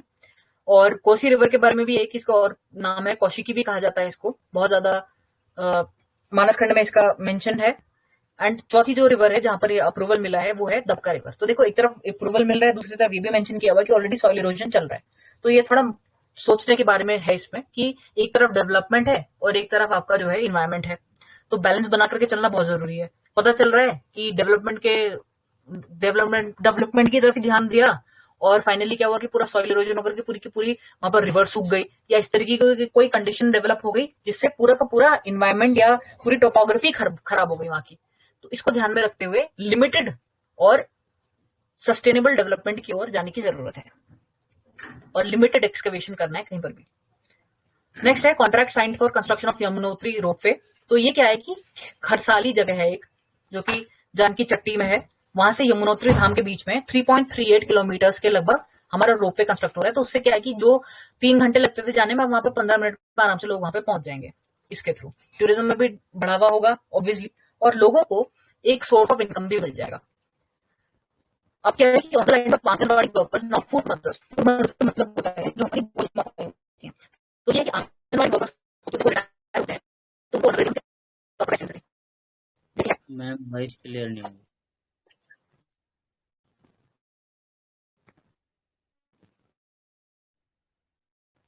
अब क्लियर है वॉइस?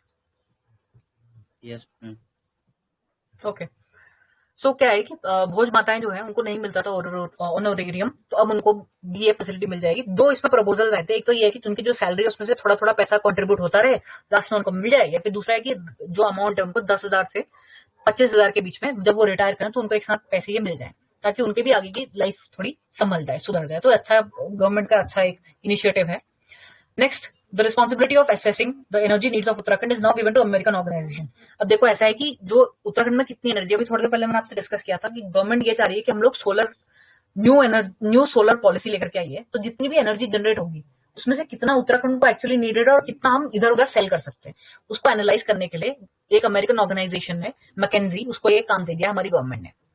नेक्स्ट है 50% subsidy on schemes to make single women. अब ये भी हम ऑलरेडी डिस्कस कर चुके हैं, तो उसमें वही बता रखा है कि क्या क्या कंडीशंस हैं, किस किस को वो पैसे मिलेंगे, जो हमने ऊपर डिस्कस किया था कि एक नई स्कीम लेकर के आई है गवर्नमेंट। तो उनको क्या है कि 50% सब्सिडी मिलने वाली है 1 लाख तक रुपीज के लिए, ताकि वो सेल्फ रिलायंट बन जाए। ये वुमेन वो होंगी जो animal husbandry, fisheries, computer training वगैरह में इसका यूज कर सकती हैं। और इनका यही एकमात्र ये है कि लोगों का जो है इनकम जो है वो मंथली इनकम 6,000 से कम होनी चाहिए, और वो किसी गवर्नमेंट या नॉन गवर्नमेंट एजेंसी से एसोसिएटेड ना हो। साथ ही साथ सिंगल होनी चाहिए, यानी कि इधर they are single, they have not married, और they have been separated from their husband, और दे आर विडोड। तो इस तरीके की कुछ उसमें है टर्म्स एंड कंडीशंस। फिर ये जो सब्सिडी है वो मिल जाएगी। नेक्स्ट है कि हर की Pauri corridor on the lines of Kashi Vishwanath. तो यही है कि ठीक है, जैसे काशी विश्वनाथ में कॉरिडोर डेवलप हुआ है, उसी तरीके से हर की पौड़ी को भी डेवलप किया जाएगा, स्वच्छता और क्लीनलीनेस को मद्देनजर रखते हुए, और बाकी फैसिलिटीज, ताकि टूरिज्म वहां पर उनको सारी फैसिलिटीज मिल पाए। Next is countries first government mother milk bank will be made for orphan children in the state. तो इसमें क्या है कि सपोज कोई बच्चा है, ठीक है, उसकी मदर ड्यूरिंग बर्थ या during delivery the mother died, और कोई अगर ऐसी लेडी है जो कि अपना जो मिल्क है वो डोनेट करना चाहे तो वो कर सकती है, ताकि इस तरीके के जो बच्चे हैं जिनके मदर नहीं है, बिकॉज इंस्टीट्यूशन ये जो डिलीवरी टाइम पे उनका suppose the mother lost her life, तो ऐसे केस में इसको जो है दिया जा सकता है। उसके अलावा क्या है कि एक और चीज जो यहाँ पर आप मेंशन कर सकते हो, या अगर आपसे पूछा जाए तो एक है कि free transportation of pregnant women. अब इस स्कीम का नाम क्या है कि खुशियों की सवारी, या ये बेसिक फंडा ये है कि आप लोग जो भी कहीं अगर कोई वुमेन प्रेग्नेंट है, तो जो वहां से उनको हॉस्पिटल पहुंचाने तक के लिए जो एम्बुलेंस यूज होगी वो फ्रीली उनको अवेलेबल होगी। तो ये कौन सी थी स्कीम आपकी? खुशियों की सवारी। ये तो तब है जब वो प्रेग्नेंट है और उसको हॉस्पिटल लेके जाना है। उसके बाद जब डिलीवरी हो जाती है, उसके बाद भी उसको वापस घर पहुंचाने का दोनों तरफ का जो है खर्चा वो गवर्नमेंट उठा रही है, आप लोगों को उसमें कोई पेमेंट नहीं करना है। तो ये एक फैसिलिटी दी हुई है गवर्नमेंट ने। दूसरी क्या है कि ईजा बॉय शगुन स्कीम। उसमें क्या है कि 2,000 रुपए दिए जाएंगे प्रेग्नेंट वुमेन को, 1,500 is being given to the mother for food, और 500 for the naming ceremony of the child. Naming ceremony यानी कि जो नामकरण की हमारी होती है सेरेमनी, उसके लिए 500 रुपए दिए जाएंगे और 1,500 दिए जाएंगे, ताकि मदर जो है उसको प्रॉपर न्यूट्रिशियस फूड मिल पाए। ऑलराइट, तो इस तरीके की ये स्कीम्स थी। एंड यहाँ पर हमारा जो है फेब्रुवरी का करंट अफेयर्स कवर हो जाता है। तो आवाज आ रही है ना आप लोगों को? Yes ma'am. ओके, अब जो दूसरा टॉपिक है उसको स्टार्ट करते हैं। 2 मिनट ब्रेक लेते हैं।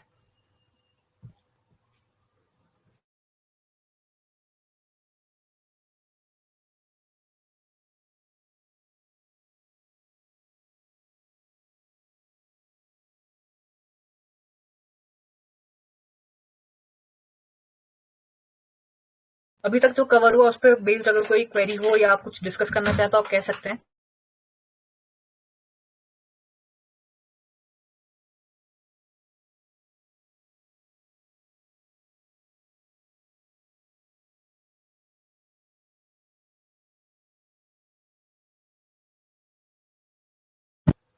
किसी को कुछ कहना है, कोई डाउट है, कुछ शेयर करना है, जो भी अभी टॉपिक्स हुआ उस पर based?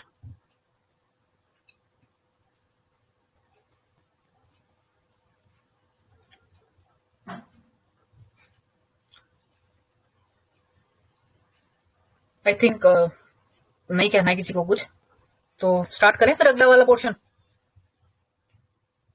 Yes ma'am. Okay,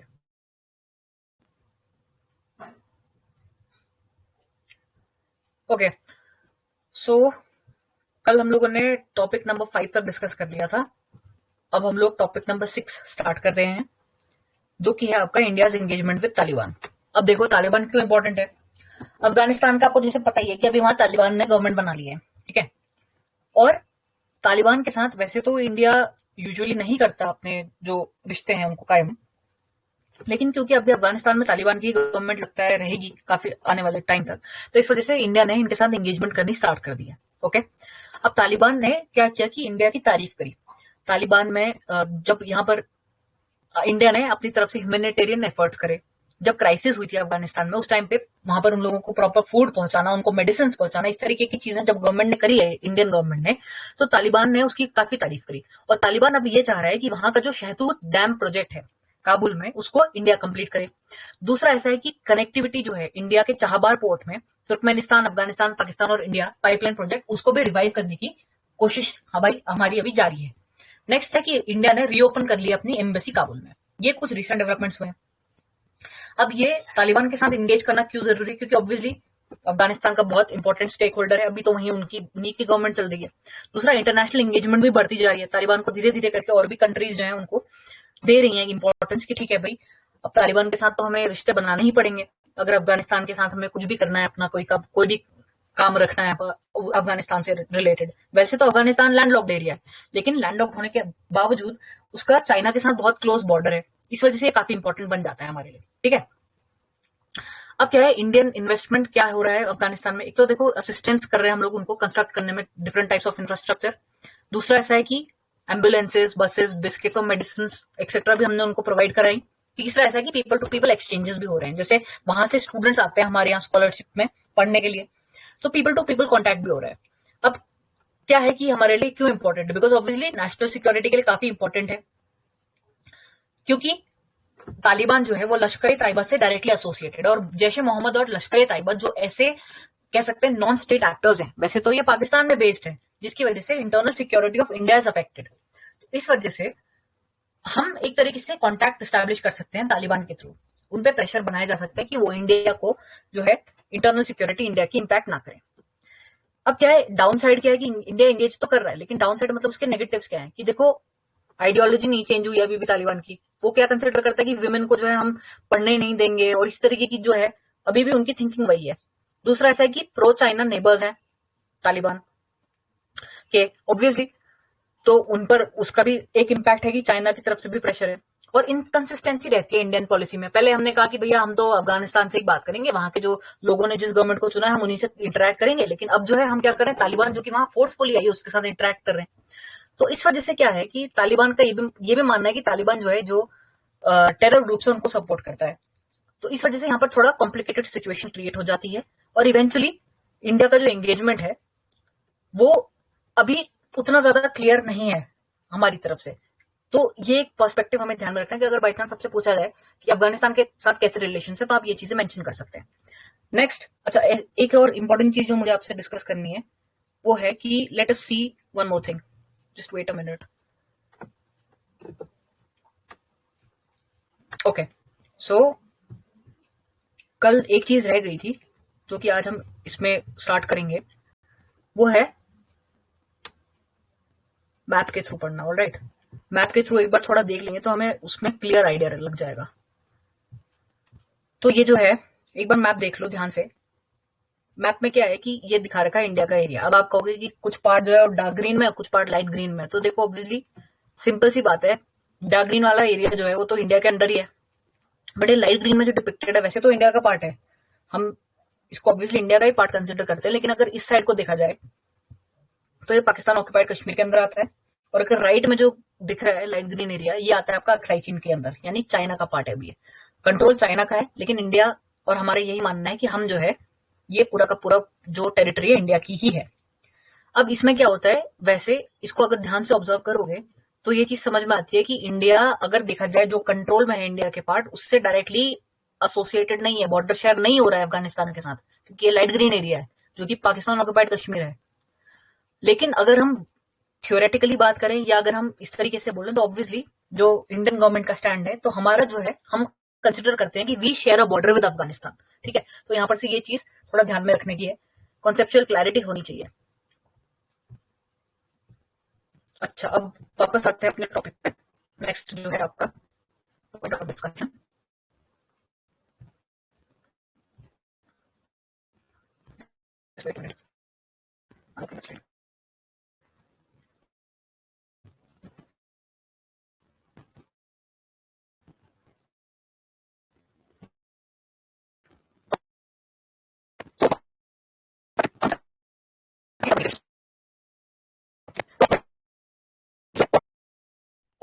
ma'am voice clear नहीं है अभी।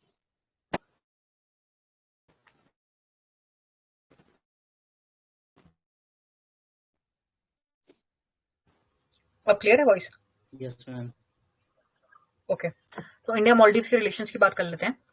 तो ऐसा देखो, बायलैटरल ट्रेड काफी अच्छा है, इंडिया के फेवर में है, मतलब बहुत ज्यादा एक्सपोर्ट होता है इंडिया से as compare to the imports from Maldives. दूसरा ऐसा है कि मालदीव्स जो है थर्ड लार्जेस्ट ट्रेड पार्टनर है इंडिया का, सॉरी मालदीव्स का third largest trade partner India है। ठीक है, एरिया ऑफ कोऑपरेशन क्या है, bilateral economic and trade relations है, सिक्योरिटी एंड डिफेंस कोऑपरेशन भी है हमारे बीच में, और उसके बाद कई सारे असिस्टेंस डेवलपमेंट प्रोजेक्ट्स हैं, जैसे फॉर एग्जांपल जो हमारा Indira Gandhi memorial hospital, Maldives institute of technical education, तो एजुकेशन प्लस हॉस्पिटल्स मतलब हेल्थ एंड ऑल, सब में इंडिया और मालदीव्स के बीच में कोऑपरेशन है। ह्यूमैनिटेरियन असिस्टेंस भी दिया था इंडिया ने, जैसे ऑपरेशन नीर था, जब 2014 में जब बहुत बड़ी सुनामी आई थी, सॉरी जब 2004 में सुनामी आई थी और 2014 में जब वाटर क्राइसिस हुई थी माले में, तो उस टाइम पे इंडिया ने उसको बहुत सपोर्ट किया था और ऑपरेशन नीर के अंदर आता था। उसके अलावा कोविड-19 के टाइम पे भी इंडिया ने उसको बहुत सपोर्ट किया। और टूरिज्म तो ऑब्वियसली है ही, टूरिज्म आपको पता ही होगा कि कई सारे इंडियंस जो है वो मालदीव्स जा रहे हैं घूमने के लिए, तो बहुत अच्छे टाइज है हमारे। अब मालदीव्स क्यों इंपॉर्टेंट है, एक तो देखो जियो स्ट्रेटेजिक इंपॉर्टेंस है, अभी I will show you the map also कि क्यों इंपॉर्टेंट है, उसकी लोकेशन के साथ हमें ये देखने को मिलेगा कि क्यों इंपॉर्टेंट है, बहुत इंपॉर्टेंट कॉन्सेप्ट है उसमें। दूसरा ऐसा है कि चाइना का बेल्ट एंड रोड इनिशिएटिव और साथ ही साथ जो चाइना की एक स्ट्रिंग ऑफ पर्ल्स थ्योरी है, उसके लिए भी हमारे लिए जो है इसकी इंपॉर्टेंस बढ़ जाती है मालदीव्स की। थर्ड है जियो इकोनॉमिक्स, ऑब्वियसली ट्रेड, हम जब हमारे पास एडवांटेज है, जब हम इतना सबको एक्सपोर्ट कर रहे हैं मालदीव्स को, तो हमारे लिए काफी इंपॉर्टेंट है मालदीव्स उस पर्सपेक्टिव से भी। और सिक्योरिटी प्रोवाइडर, टोल गेट की तरह काम कर रहा है वेस्टर्न और ईस्टर्न इंडियन ओशन के बीच में, मतलब ऑलमोस्ट एक तरीके से कह सकते हैं कि बीच में आता है वेस्टर्न और ईस्टर्न इंडियन ओशन के। अभी I show you in the map also. और उसके अलावा रीजनल कोऑपरेशन में जैसे जो है सार्क का मेंबर है, इंडियन ओशन रीजन एसोसिएशन का मेंबर है, तो इस तरीके से मालदीव्स बहुत ज्यादा इंपॉर्टेंट है। अच्छा, अब चैलेंजेस क्या है, एक तो सबसे पहली बात है कि मालदीव्स में डोमेस्टिक पॉलिटिक्स है।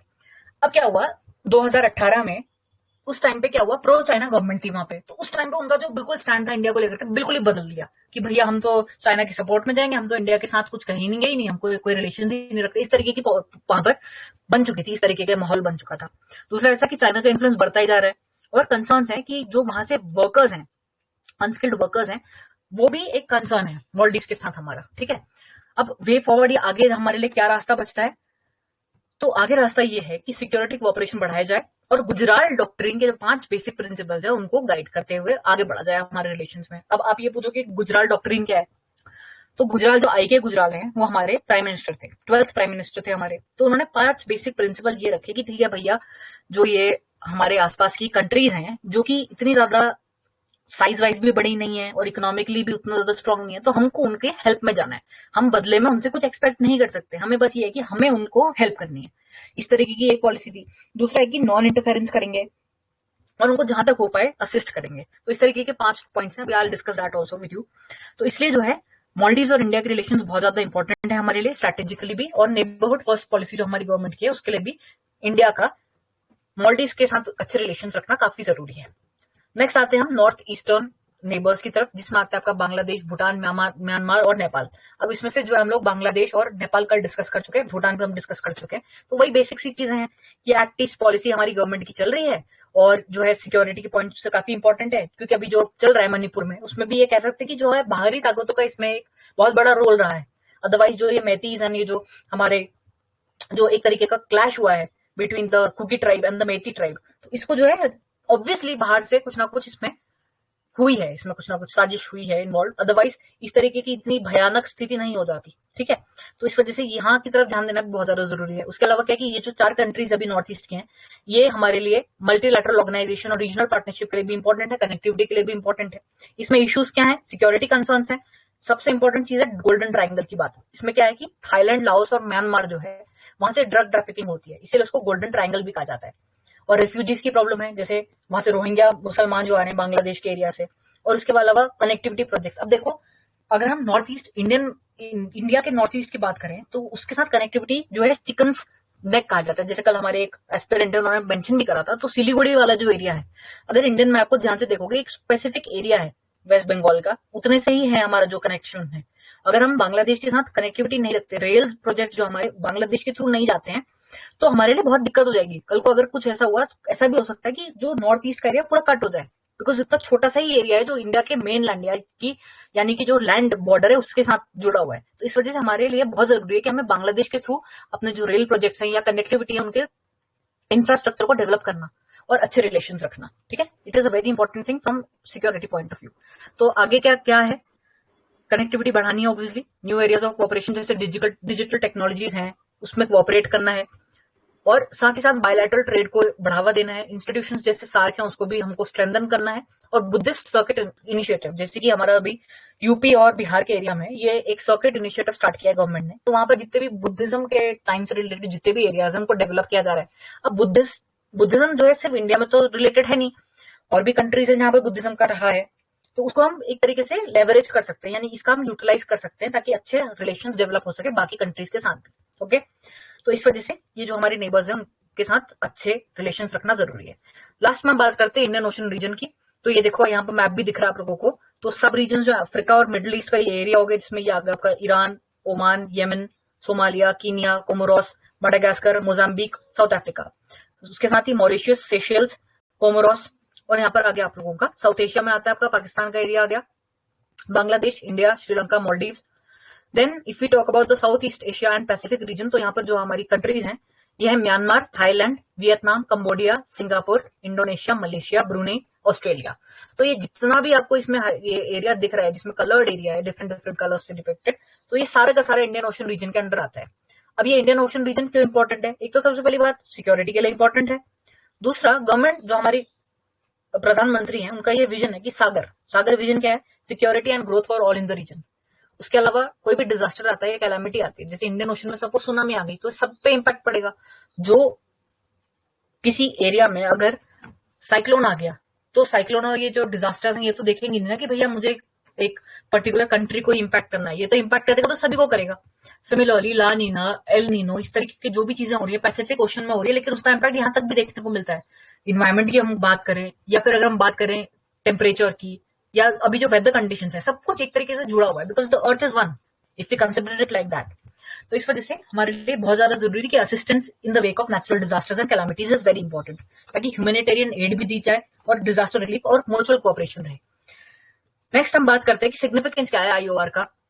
तो ऑब्वियसली ट्रेड जो है 70% जो इंपोर्ट हो रहा है ना इंडिया का ऑयल का, वो इंडियन ओशन के रीजन से होता है, और 90% जो इंटरनेशनल ट्रेड होता है वॉल्यूम का of 90% of the volume of international trade off India also happens through this, मतलब सी पे डिपेंडेंट। अब देख लो कितनी इंपॉर्टेंस है। साथ ही साथ फिशिंग एंड एक्वाकल्चर रिसोर्सेज भी हमें वहीं से मिल रही है, एम्प्लॉयमेंट मिल रहा है कई लोगों को, और चाइना के इन्फ्लुएंस को काउंटर करना भी बहुत जरूरी है। अब क्या है कि नेट सिक्योरिटी प्रोवाइडर बनना चाहता है इंडिया। नेट सिक्योरिटी प्रोवाइडर का क्या मतलब होता है कि अपनी तो तुम सिक्योरिटी करो ही करो, लेकिन साथ में जो और कंट्रीज हैं उनकी म्यूचुअल सिक्योरिटी पे भी तुम ध्यान दो। तो ये बहुत ज्यादा जरूरी है। इसके लिए इंडिया को क्या क्या प्रॉब्लम्स हैं इंडिया के सामने, सबसे पहले तो देखो रिसोर्सेज की कमी है, और दूसरा ऐसा है कि जो बाकी कंट्रीज हैं उसमें अगर सपोज उनके इंटरनल डोमेस्टिक कोई कुछ हो गया, सपोज प्रो चाइना गवर्नमेंट बन गई कहीं पे, तो उससे भी ऑब्वियसली हमें नुकसान हो सकता है। और यूएस की पॉलिसी भी शिफ्ट होती रहती है, जैसे अभी यूएस तो बहुत प्रो इंडिया बन रहा है, लेकिन कुछ टाइम पहले यूएस एंड पाकिस्तान के रिलेशंस बहुत अच्छे थे। तो इस वजह से ये जो इंटरनेशनल इवेंट्स होते रहते हैं, इन सब चीजों से इंडिया का ये जो पर्पस है या इंडिया का जो मोटिव है कि मैं नेट सिक्योरिटी प्रोवाइडर बनूं, उस पर इंपैक्ट पड़ता है। तो हम लोगों को क्या अप्रोच रखना है, तो कैपेसिटी बिल्डिंग करनी है, मिलिट्री डिप्लोमेसी की तरफ ध्यान देना है, और डेवलप करना है हमें अंडमान निकोबार और लक्षद्वीप आइलैंड्स को, क्योंकि ये बहुत इंपॉर्टेंट बेसिस बन सकता है हमारे लिए। base from the perspective of naval base, from the perspective of air force station, from the perspective of army का कुछ अगर वहां पर बना लो बेस, ठीक है। तो इस तरीके से सिक्योरिटी को ध्यान में रखते हुए ये बहुत ज्यादा जरूरी है कि इन एरियाज का डेवलपमेंट किया जाए। अब लास्ट टॉपिक है आज का, वो है आपका इंडिया और साउथ एशिया। तो इसमें जो है Indian leadership in south Asia. तो साउथ एशिया में सबसे पहले आते कौन कौन से रीजन हैं? 7 कंट्रीज आती हैं, इंडिया, पाकिस्तान, भूटान, नेपाल, श्रीलंका, बांग्लादेश और मालदीव्स। और कुछ इंटरनेशनल ऑर्गेनाइजेशन अफगानिस्तान को भी इसका पार्ट कंसिडर करते हैं। अब क्यों इंपॉर्टेंट है ये एरिया? क्योंकि ऑब्वियसली राइजिंग रोल है, पोजीशन ऑफ इंडिया है इस एरिया में। दूसरा ऐसा है कि एक्टिव पॉलिसी है चाइना की टुवर्ड साउथ एशियन कंट्रीज, तो उसको हम लोगों को एक तरीके से कॉन्ट्राडिक्ट करना है कि नहीं भैया हमारे पास भी सॉल्यूशन है, तुम चाइना की तरफ मत जाओ। तीसरा, ट्रेड के लिए बहुत इंपॉर्टेंट है, और बाकी कंट्रीज में जो भी कुछ इंपैक्ट पड़े, जैसे अगर बात करें अफगानिस्तान की या इंटरवेंशन ऑफ यूएस की, तो उसकी वजह से इंस्टेबिलिटी आ जाती है। तो एक तरीके से स्टेबलाइज करने के लिए यहाँ पर इंडियन रोल इंपॉर्टेंट बन जाता है, ठीक है। Next, double crisis at economic and political front for countries. अब इंडिया में ये जो सारी कंट्रीज है उनके इश्यूज बता रखे हैं यहाँ पर कि इंडिया में क्या हो रहा है। Brewing economic issues such as inflation, obviously महंगाई बढ़ती जा रही है, current depreciation and jobless growth. अब ठीक है भैया, जॉब तो कमी तो है ही, this is a very known fact कि जॉब की कमी है इंडिया में, कई सारे लोग जो है अभी भी अनएम्प्लॉयड है।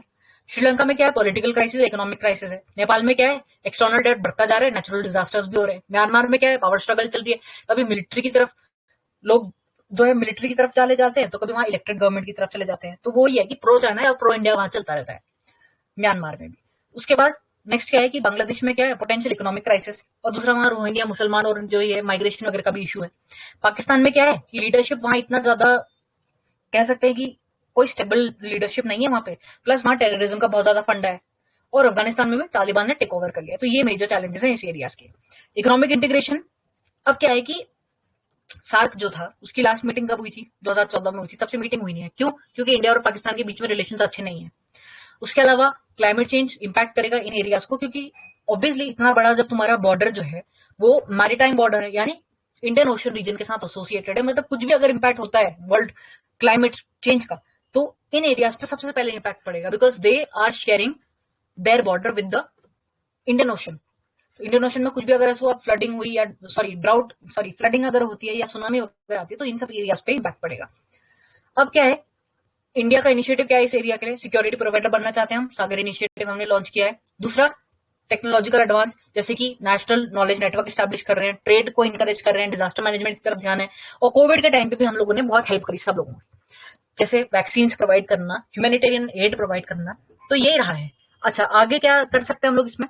रीजनल कनेक्टिविटी को बढ़ाना है, इंडिया को सेंटर स्टेज में आना चाहिए, सार्क और साफ्ता और जो बायलैटरल अरेंजमेंट्स हैं और पीपल टू पीपल कॉन्टैक्ट को स्ट्रेंथन करना चाहिए। अच्छा, अब सार्क के बारे में की बात करिए तो सार्क के बारे में थोड़ा देख लेते हैं। सार्क क्या है? सार्क की फुल फॉर्म है South Asian Association for Regional cooperation. Countries कौन कौन सी? 8 इसमें कंट्रीज हैं। अभी उसको कैसे याद करना है that also I tell you. तो इसका यही फंडा है कि देखो भाई, इंडिया और पाकिस्तान एक कॉमन प्लेटफॉर्म पे आए, लेकिन लास्ट समिट जो हुआ था 2014 में हुआ था, उसके बाद से हुआ नहीं है। और ऐसी जो south Asian free trade agreement है उसको हमने पेपर में तो कर दिया कि ठीक है भैया हम रिड्यूस करेंगे custom duty and everything, but अभी तक उसका जो है इंप्लीमेंटेशन नहीं हो पाया है। राइट, अगर हम बात करते हैं तो एक कॉमन ग्राउंड नहीं, और टेररिज्म की भी बहुत ज्यादा इसमें दिक्कत है, but still government is trying a lot of things, जैसे सार्क यूनिवर्सिटी बना दी, सार्क आर्बिट्रेशन काउंसिल बना दिया इस्लामाबाद में, उसके अलावा सार्क डेवलपमेंट फंड बनाया है, then SARSO that is South Asian Regional Standards Organisation. तो इस तरीके की बहुत सारी चीजें हैं, ऑलरेडी हैं, बट बात यही है कि उसको पेपर में तो सब कुछ है बट इंप्लीमेंटेशन में अभी भी काफी वीक है। तो वे फॉरवर्ड क्या है उसका ऑब्वियसली रिवाइवल जरूरी है सार्क का, क्योंकि एक तरीके का रिप्रेजेंटेशन है पूरे साउथ एशियन रीजन का, जैसे अभी मैंने आपको बताया कौन कौन सी कंट्रीज आती हैं उसके अंडर में। दूसरा ऐसा है, कॉमन इश्यूज हैं, जैसे टेररिज्म है, हाइड्रोपॉलिटिक्स है, क्लाइमेट चेंज है। तो कॉमन इश्यूज को सॉर्ट करने के लिए एक हमें ऐसा लेवल ग्राउंड मिला हुआ है, या ऐसा हम कह सकते हैं कि एक कॉमन प्लेटफॉर्म मिला है जहां पर ये डिफरेंट नेशंस आकर के अपने अपने पर्सपेक्टिव रख सकते हैं। दूसरा ऐसा है कि नेबरहुड फर्स्ट पॉलिसी जो हमारी है उसके सेंट्रल पिलर, या उसके लिए बहुत ज्यादा जरूरी है कि हम लोग सार्क जैसी जो हमारी ऑर्गेनाइजेशन हैं या रीजनल कोऑपरेशन हैं उनकी तरफ बढ़ावा दिया जाए उनको। एंड यहाँ पर यही है कि आगे यही करना है कि उसकी मीटिंग कराओ, फिजिकल करा लो या वर्चुअल करा लो, अपने जो डिफरेंसेस उनको रिजॉल्व करो ताकि एक कॉमन प्लेटफॉर्म मिल जाए लोगों को। राइट, नेक्स्ट है सॉफ्ट लॉ डिप्लोमेसी क्या होती है। अब ये इंपॉर्टेंट है।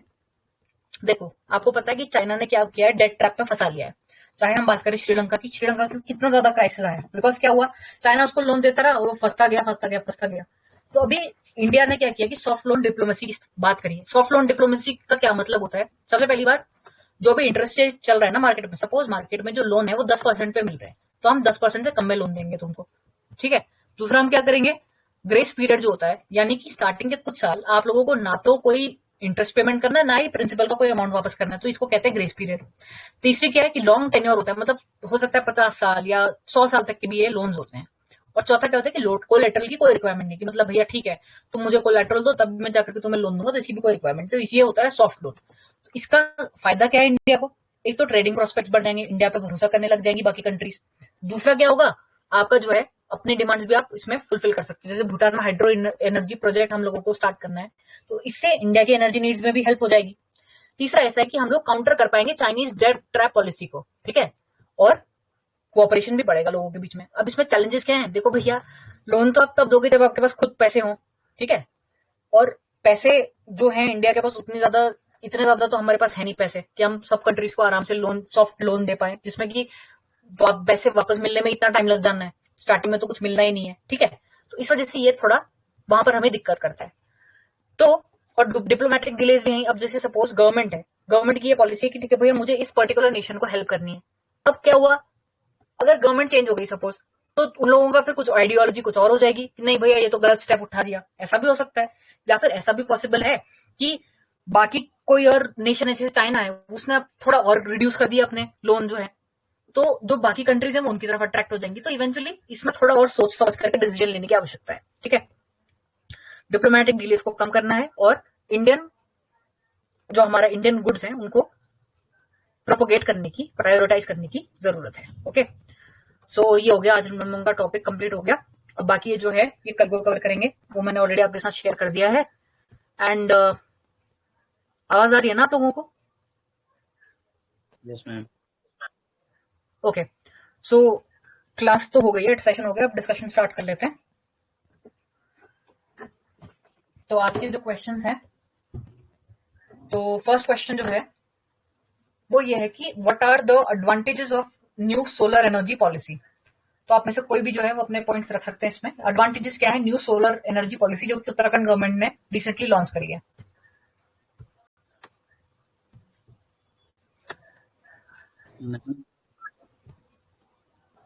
हाँ बताइए, मोहित जी बोलिए।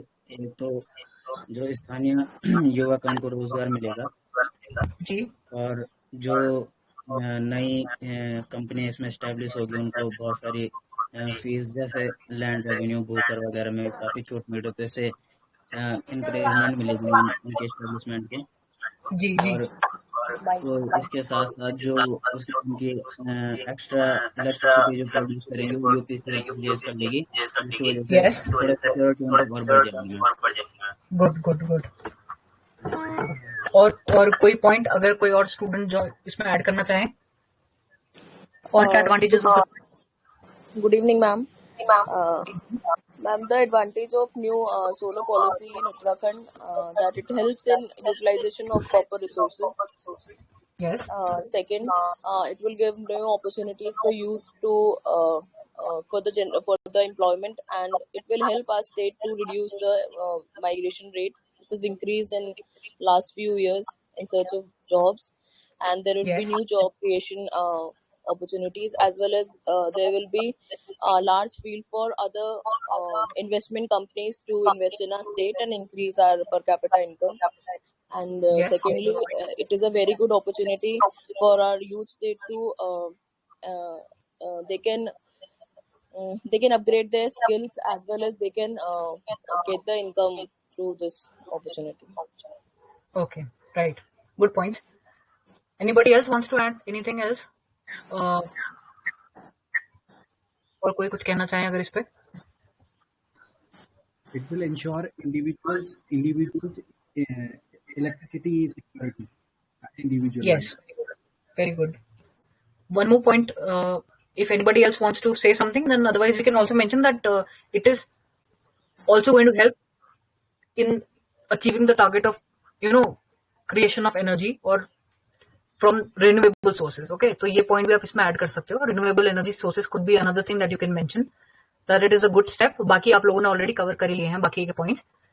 सो नेक्स्ट क्वेश्चन है कि is Uttarakhand ready to host 38th national games in 2024?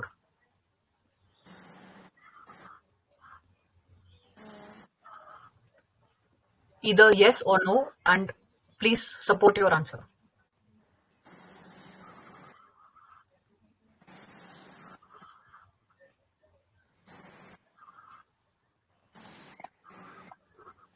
Ma'am, I would like to add some points. Okay. We can say that yes, Uttarakhand is ready, as well as it needs little bit more time to get more ready in some sort of games, like in today's current affairs we've read about Oli. So due to climate change and due to a lot of change in the environment activities, Oli was it was due to scarcity of ice. We have cancelled us winter games, and this is one of the biggest drawback of our state also, of our environmental activities. We cannot support that, because it also helps in generating income and tourism, and it gives a standout in sports community that we used to host in winter games, but due to lack of snow, it has been cancelled. But in other different sports like cricket, so we have our stadiums. In fact, few IPL matches or different regional matches have been playing, and government have in fact supporting and giving a few financial as well as guidance to increase the sports activities in our state. Okay, right. Anything else anyone else wants to say? कोई भी point आप रखना चाहो इस पे कि क्या उत्तराखंड तैयार है हमारे जो नेशनल गेम्स है उसको होस्ट करने के लिए 2024 में? यस मैम, थोड़ा और टाइम लग सकता है मैम अभी, क्योंकि इंफ्रास्ट्रक्चर का उतना डेवलपमेंट हो नहीं पाया है। जैसे राजीव गांधी स्टेडियम है मैम, वो बांग्लादेश का होम ग्राउंड भी है क्रिकेट के लिए, बट उसको उतना प्रेफर नहीं, सॉरी मैम, बांग्लादेश का नहीं, अफगानिस्तान का है, पर फिर भी वो सब उतना प्रेफर नहीं करते हैं मैम, क्योंकि due to lack of infrastructure और बाकी जो भी चीजें हैं मैम।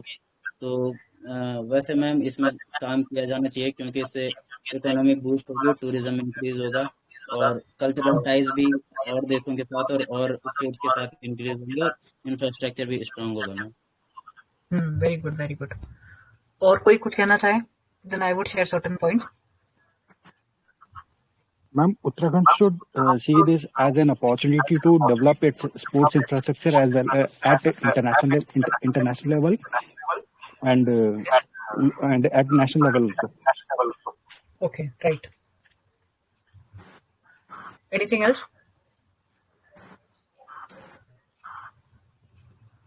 तो देखो, इसमें एक एग्जांपल हम दे सकते हैं कि जब दिल्ली ने कॉमनवेल्थ गेम्स होस्ट करे थे, तो उस टाइम पे दिल्ली में एक बूम आ गया था इंफ्रास्ट्रक्चर में। वहां रोड डेवलपमेंट एंड और भी अगर हम बातें करें तो एक तरीके से बहुत ज्यादा फोकस को रखते हुए, ध्यान में रखते हुए बहुत जल्दी जल्दी डेवलपमेंट हुआ था। तो हम कह सकते हैं, जैसे आप लोगों ने इसमें मेंशन किया, कि इसको एक अपॉर्चुनिटी की तरह देखना चाहिए। अपॉर्चुनिटी की तरह क्यों? क्योंकि जब तक हमें इस तरीके की अपॉर्चुनिटीज नहीं मिलेंगी, अगर हम लैक्स एटीट्यूड के साथ या इसकी क्या भैया कर लेंगे काम, इस तरीके का एटीट्यूड लेके चलेंगे तो कुछ भी पॉसिबल नहीं है। इसको एक चैलेंज के तौर पर लेना चाहिए कि ठीक है भैया 2024 में होस्ट करना है तो करना है। और एक और चीज जो अगर आपने इसको आप ध्यान से पढ़ोगे, जो ये शेयर करा था मैंने आर्टिकल आपके साथ, उसमें ये था कि पहले ये जो इवेंट था ये 2018 से पोस्टपोन हो रहा है, ठीक है। अभी फाइनली जाकर के फाइनलाइज हुआ कि ठीक है 2024 में इसको करा लो कंडक्ट। क्योंकि नेशनल गेम्स जो है ये क्या है कि गवर्नमेंट का एक तरीके से ये कह सकते हैं कि सारे स्टेट्स का डेवलपमेंट हो, चाहे वो इंफ्रास्ट्रक्चर, रोड्स का डेवलपमेंट हो, स्टेडियम्स का डेवलपमेंट हो, और भी चीजें वहां पर डेवलप हो पाए, ताकि वहां पर प्रॉपर इलेक्ट्रिसिटी वगैरह पहुंचेगी। जब सारी फैसिलिटीज होंगी तभी तुम कोई गेम होस्ट कर पाओगे ना, वो चाहे नेशनल लेवल का हो या इंटरनेशनल लेवल का हो। अब ये पहले से करना था, उत्तराखंड को बहुत पहले करना था, तब से पोस्टपोन ही हो जा रहा है कि ठीक है भैया हम अब तैयार नहीं है, अभी हमारे पास इतना इंफ्रास्ट्रक्चर नहीं है। तो डिले तो ऑलरेडी हो चुका है। तो अभी इसको डिले को और प्रिवेंट करते हुए अभी हमारे पास ये जो अपॉर्चुनिटी मिली है इसको यूटिलाइज करना चाहिए। गवर्नमेंट को प्रोएक्टिवली इस पर ध्यान देना चाहिए, चाहे स्टेडियम्स का कंस्ट्रक्शन हो, चाहे रोड का कंस्ट्रक्शन हो, उसको प्रायोरिटी पे रखते हुए और ध्यान रखते हुए कि it is about creating a positive image of Uttarakhand in the entire country. इस तरीके से अगर अच्छी तरीके से ये गेम्स ऑर्गेनाइज हो पाए तो ऑब्वियसली टूरिज्म को बढ़ावा मिलेगा। ज्यादातर लोग यहाँ जो आएंगे उस टाइम पे गेम खेलने के लिए, तो वो आसपास के एरियाज को एक्सप्लोर करेंगे, तो यहाँ के टूरिज्म को भी फैसिलिटी, यहाँ पर टूरिज्म जो है वो फैसिलिटेट होगा, और साथ ही साथ अगर उन लोगों को ये पसंद आया कि उत्तराखंड मेडिको ये है, तो आगे जाकर और भी हमें बेनिफिट्स मिलेंगे और अच्छी तरीके से होस्ट कर पाए तो हो सकता है आने वाले टाइम पे और बढ़िया कोई और गेम्स होस्ट करने का भी मौका मिल जाए. तो this should be taken as an opportunity. We should learn from other areas. We should learn from the example of Delhi. It was also not ready during that time. पता ही होगा आप लोगों के कॉमनवेल्थ गेम्स के टाइम पे कितना ज्यादा वहां करप्शन पाया गया था, बट स्टिल ऑर्गेनाइज करा दिल्ली ने और काफी अच्छा ऑर्गेनाइज किया और वहां इंफ्रास्ट्रक्चर डेवलपमेंट भी हुआ. तो इसी तरीके से आगे भी हम लोग we can take this as an opportunity, learn from it and perform wonders. ठीक है. तो अब जो है नेक्स्ट क्वेश्चन. अच्छा हाँ, एक चीज छूट गई थी, 1 minute. I have to share something else with you also. कुछ चीज छूट गई थी, let me just share it with you पहले. तो ये तो आप लोग दिख रही होगी ना आपको स्क्रीन. तो ये हम लोगों ने डिस्कस कर लिया था अफगानिस्तान का मैप, राइट? दिख रहा है? प्लीज बताइए. Yes ma'am. हाँ, तो इसमें जो है देखो, मॉलडीव का एक बार लोकेशन देख लो कहाँ पे है. जैसे मैंने आपको बताया था कि ईस्टर्न और वेस्टर्न साइड के बीच में टोल गेट का काम कर रहे हैं. तो इसका दूसरा क्या कॉन्सेप्ट है, मॉलडीव की लोकेशन आप लोगों ने देख ली, राइट? अब ये देखो, ये मैप देखो ध्यान से. String of pearls route. String of pearls route क्या है? चाइना की पॉलिसी की इंडिया को पूरी तरीके से सराउंड कर दो. कैसे? यहाँ पर जो है सुडान में पोर्ट सुडान और खारतोम, ये दो जो एरियाज हैं इसको चाइना ने अपने कंट्रोल में ले लिया है. यहाँ से आते हैं रेड सी की तरफ जाते हैं, गल्फ ऑफ एडन की तरफ जाते हैं. यहाँ पर ग्वादर पोर्ट है, ये भी चाइना के अंडर है, कंट्रोल में. उसके बाद मॉलडीव का जो कैपिटल है माले, यहाँ पर भी चाइना ने स्टैब्लिश कर लिया है अपना. और हम्बनटोटा पोर्ट तो ऑब्वियसली श्रीलंका में जो है, यहाँ पर भी चाइनीज एस्टेब्लिशमेंट है. उसके बाद जो चिटागोंग पोर्ट है बांग्लादेश का, वहां भी चाइनीज इन्फ्लुएंस है. म्यांमार में क्याउ प्यू करके जो जगह है वहां भी. और साथ ही साथ कंबोडिया, हांगकांग, मतलब ये जो जितने आपको डॉट्स दिख रहे हैं ना, चाइना ने यहाँ पर कुछ ना कुछ स्टैब्लिश अपना कर लिया है. तो उसका ये एक तरीके से एक मेथोडोलॉजी है कि इंडिया को कंप्लीटली सराउंड कर दो, ताकि कल को अगर इंडिया के साथ वॉर हो जाए तो चारों ओर से इंडिया को ब्लॉक कर दिया जाए, ना तो इंडिया के पास प्रॉपर फैसिलिटीज पहुंच पाए और इंडिया अंडर प्रेशर आकर के अकॉर्डिंग टू चाइना बिहेव करे. तो ये चाइना की पॉलिसी है. इस वजह से हमारे लिए मॉलडीव के साथ रिश्ते सही रखना बहुत जरूरी है. हम इसी को काउंटर करने के लिए क्या कर रहे हैं, हम लोग बात करेंगे, ठीक है भाई, अफगानिस्तान में हमारा जो है पोर्ट डेवलप हो जाए, ठीक है, काबुल में अभी जो हम थोड़ी देर पहले डिस्कस किया था. उसके अलावा हम लोग जो है यहाँ पर मॉलडीव के साथ अच्छे रिलेशन रखना चाहते हैं, श्रीलंका के साथ भी हम लोग जो अच्छे रिलेशन रखना चाहते हैं. तो इस वजह से जो नेबरहुड फर्स्ट पॉलिसी की बात है वो इसलिए इंपॉर्टेंट है हमारे सिक्योरिटी पॉइंट ऑफ व्यू से. अच्छा, नेक्स्ट आते हैं गुजराल डॉक्ट्रिन के कुछ 5 प्रिंसिपल्स जो थे. सबसे पहली बात, गुजराल डॉक्ट्रिन जो आईके गुजराल ने दी थी, जो हमारे पीएम थे, तो उनका ये कहना था कि जो कंट्रीज हैं जैसे बांग्लादेश, भूटान, मॉलडीव, नेपाल और श्रीलंका, तो इनसे हम बदले में रेसिप्रोसिटी एक्सपेक्ट नहीं कर सकते. कि मतलब ठीक है, हम तुम्हारी भलाई कर रहे हैं, हम तुम्हारी हेल्प कर रहे हैं, तो तुम हमारी हेल्प करो, ऐसे एक्सपेक्ट नहीं करना है. क्योंकि ये कंट्रीज जो है थोड़ी छोटी हैं, हम लोगों को इनको गुड फेथ और ट्रस्ट के साथ ही इनका साथ मिल सकता है. अगर हम ये एक्सपेक्ट करेंगे कि बदले में हमारे लिए कुछ करेंगे, तो हमें ऐसी एक्सपेक्टेशन नहीं रखनी चाहिए. नेक्स्ट है, किसी भी साउथ एशियन कंट्री को अपनी टेरिटरी को अलाउ नहीं करने देना चाहिए, ताकि कोई और कंट्री उसका इस्तेमाल कर सके किसी भी और कंट्री को हार्म पहुंचाने के लिए. इंटरनल अफेयर्स में कोई इंटरफेरेंस नहीं होना चाहिए. एक दूसरे की टेरिटोरियल इंटीग्रिटी और सॉवरेनिटी को रिस्पेक्ट करना चाहिए और जितने भी डिस्प्यूट्स हैं उनको पीसफुली सॉर्ट आउट करना चाहिए.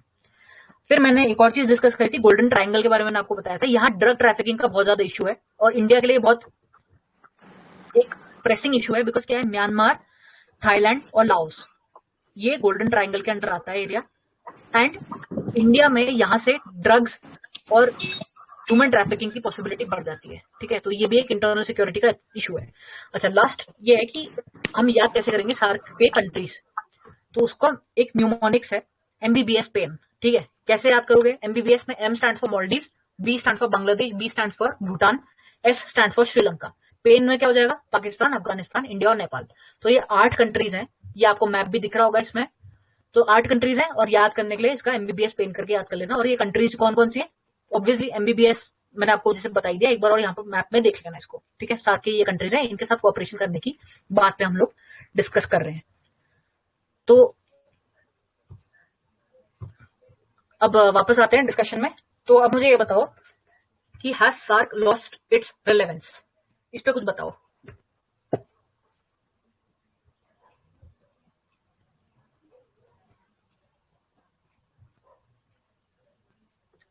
एनीबॉडी?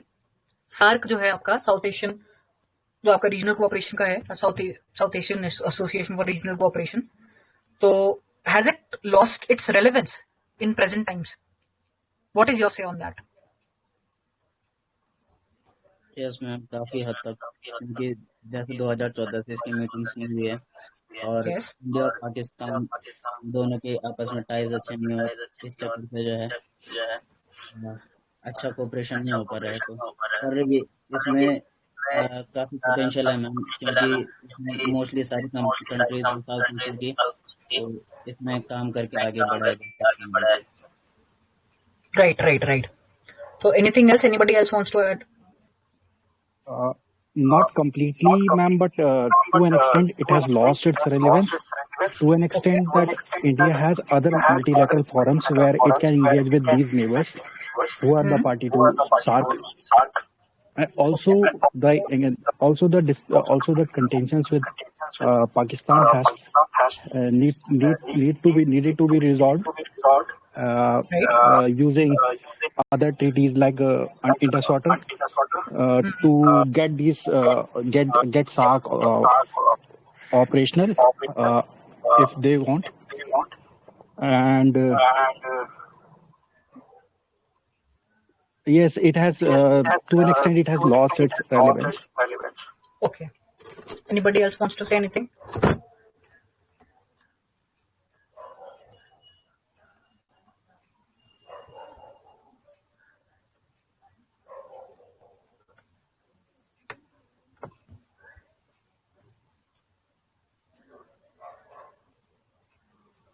और किसी को कुछ कहना है सार्क के रेलेवेंस के बारे में?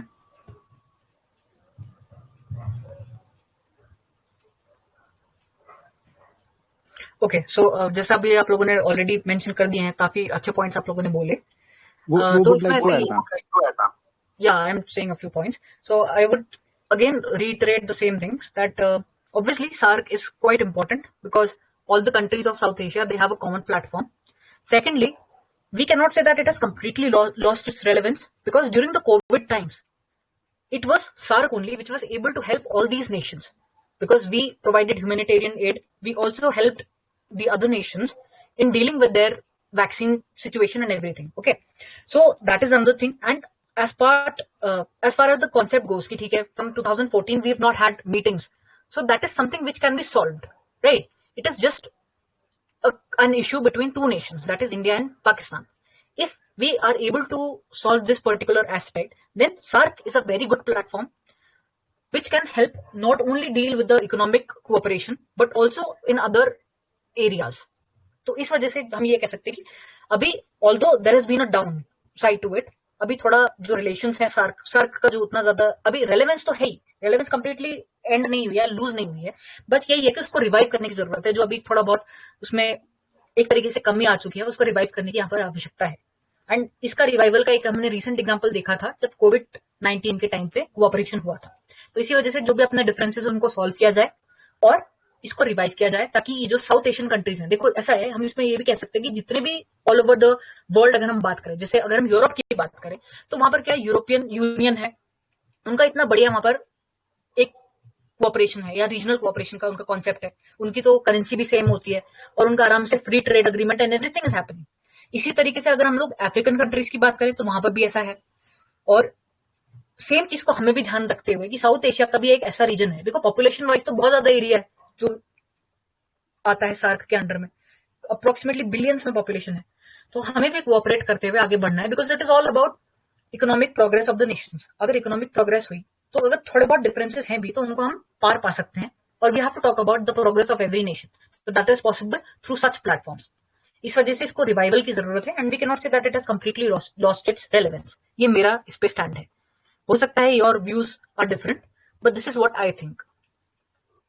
तो anybody else wants to say anything, otherwise let's move to the next topic. Yes ma'am, अगर ये सही से रिवाइव हो जाता है तो चाइना और वेस्टर्न डोमिनोज को भी काफी हद तक काउंटर करने में काम आ सकता है। यस यस, और वही है ना moreover, ma'am, या बोलो बोलो। yeah, because of the disengagement of two countries, the region should not suffer. The objective should be this. Yes yes, very good point. और कोई कुछ कहना चाहेंगे?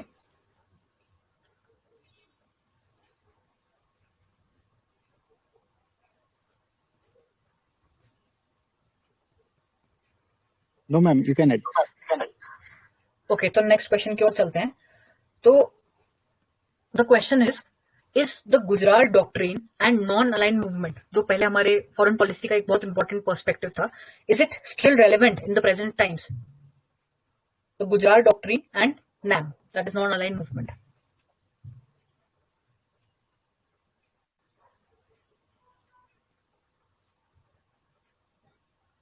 Yes, ma'am, it is a universal doctrine that India should always be in a party and always should look forward to continue it.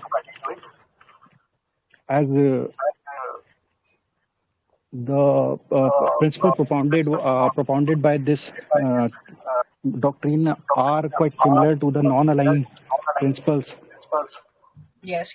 So majority of the points are similar. So like non-interference in the affairs of other nation and Yes. respecting the integrity and sovereignty of other nations. Like these are the points that they are in common between both the doctrines. So yes, it is a universal doctrine, and it is quite fruitful for India till now, and India has been progressively following this and continuing it vigorously.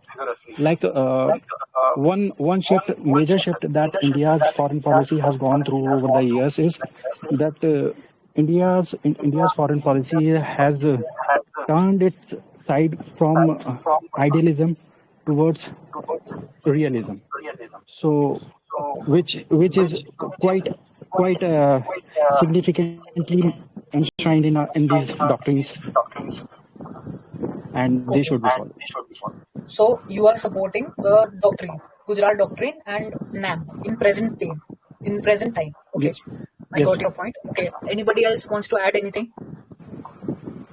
I would like to add a point. Okay. Gujarat Doctrine and NAM is till date it have been modified and changed, but it do have a relevance. Okay. NAM as it helps in the external affairs, which helps in creating foreign policies with our neighboring countries, and it has always put India's first neighboring countries to have diplomatic relations with dialogues and have supreme importance of friendly and collateral relationships with neighbors. Right. And it has always strengthened India in developing structures as well as a proper set of instructions for some disputes or with our neighbors, and have a proper space in diplomacy and all over the world. So these two doctrine do have relevance, but they have changed with time and but they do have a structural plan, I think. जो आज की नई policies हैं उसमें इनका background तो है. I think they are Okay, very relevant. good. Yeah, very good. Anybody else wants to say anything? कोई और ऐड करना चाहें इसमें, या अपना पॉइंट ऑफ व्यू रखना चाहें? दोनों जो प्रिंसिपल्स हैं अभी भी काफी रिलेवेंट हैं, क्योंकि गुजरात डॉक्ट्रिन जैसे हम ये जैसे इंडिया ग्लोबल लीडर की तौर पर खुद को आगे बढ़ाना चाहते हैं, तो इसकी शुरुआत अपने रीजन से हो सकती है. और फिर जैसे नॉन अलाइन मूवमेंट का मेन प्रिंसिपल ये है कि कोई किसी कंट्री का साथ में देना ताकि अपने पर्सनल इंटरेस्ट पर मेनली फोकस करने में और किसी के इंटरनल मैटर में ज्यादा छेड़खानी नहीं करना. Right. Ma'am, Okay, I would like to support Gujarat Doctrine's first principle with an example. Okay, please go ahead. Ma'am, it is the case of Nepal, which says that India is acting like a big brother. Like first doctrine says, first point of doctrine says that no interference in the affairs of neighbors. So to an extent that point is quite relevant, and the grievance of Nepal with respect to interference in its affairs concerning India are reflective of the fact that neighbors does not like to get anybody into their affairs. So yes, through an example, I can support point number one of this doctrine. There are other examples that can be quoted. Okay. Anybody else wants to say anything?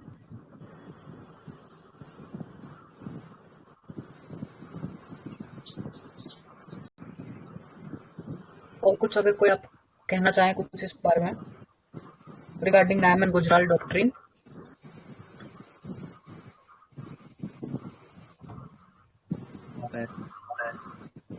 Okay, so जैसे आप लोगों ने इसमें काफी अच्छे अच्छे points रखे, तो इसको ही थोड़ा और अगर हम इस पे थोड़ा और डिस्कशन करें तो देखो सबसे इंपॉर्टेंट बात ये है कि NAM का मतलब होता है नॉन अलाइंड मूवमेंट। अब नॉन अलाइंड मूवमेंट को हम न्यूट्रलिटी या न्यूट्रल होना कंसिडर नहीं कर सकते, बिकॉज न्यूट्रल होने का मतलब ये है कि ठीक है भाई मुझे कुछ कहना ही नहीं है, कोई अगर कुछ गलत कर रहा है करने दो, कोई कुछ सही कर रहा है करने दो, तो ये हो गया अपन न्यूट्रल होना। लेकिन नॉन अलाइंड होने का मतलब ये है कि आप इंटरफेयर नहीं करोगे जब तक आप जो है मतलब किसी की सॉवरेनिटी पे कोई इंटरफेरेंस नहीं करोगे, किसी की बाउंड्री या उसके इंटरनल इश्यूज पे, डिस्प्यूट्स पे। लेकिन अगर कहीं पे कुछ गलत चल रहा है तो आप चुप भी नहीं रहोगे, ठीक है। तो उसमें यह है कि किसी सुपर पावर को हम सपोर्ट नहीं करेंगे, बट हाँ अगर कहीं पर कुछ गलत चल रहा है तो ऑब्वियसली हम उसके खिलाफ चुप नहीं रहेंगे। हम उसमें अगर हमें कोई टिप्पणी देनी होगी, कोई अगर हम लोगों को उस पर कमेंट्स करने होंगे तो we will definitely do that, ठीक है। ये इंपॉर्टेंट चीज है। अब क्या हुआ कि नॉन अलाइंड मूवमेंट वैसे तो इसका जो ओरिजिन है काफी पुराना है, जवाहरलाल नेहरू के टाइम से ये था, एंड इसने इंडिया को एक तरीके से हेल्प करी, क्योंकि जब कोल्ड वॉर का टाइम चल रहा था तो उस टाइम पे हमने किसी एक पर्टिकुलर ब्लॉक को ज्वाइन नहीं किया। तो आज भी वो चीज रेलेवेंट है। रेलेवेंट क्यों है? क्योंकि आज भी हम एक तरीके से नॉन अलाइंड है, बिकॉज ना तो हमने यूएस को कंप्लीटली सपोर्ट किया हुआ है और ना ही हम ये बोल रहे हैं कि भैया हम यूएस के अगेंस्ट हैं। और same thing goes as well as for Russia.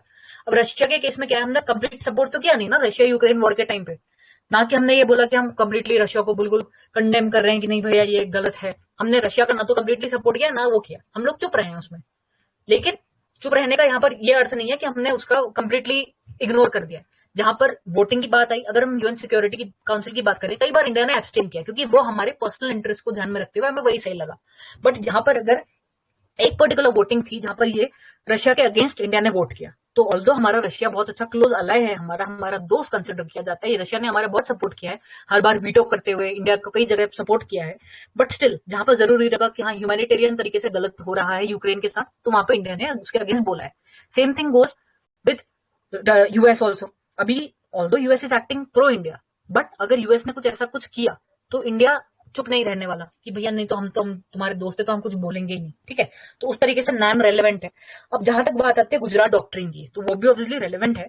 जैसे कि अभी आपने एग्जांपल भी दिया था कि हम जो है जितने भी हमारे नेशंस हैं आसपास के जो स्मॉल कंट्रीज हैं, चाहे बांग्लादेश हो, भूटान हो, चाहे नेपाल हो, तो हम लोग अपनी तरफ से इनको ह्यूमैनिटेरियन एड प्रोवाइड करते रहते हैं। जिस टाइम पे कोविड था हमने वैक्सीन प्रोवाइड करी अपने नेबर्स को।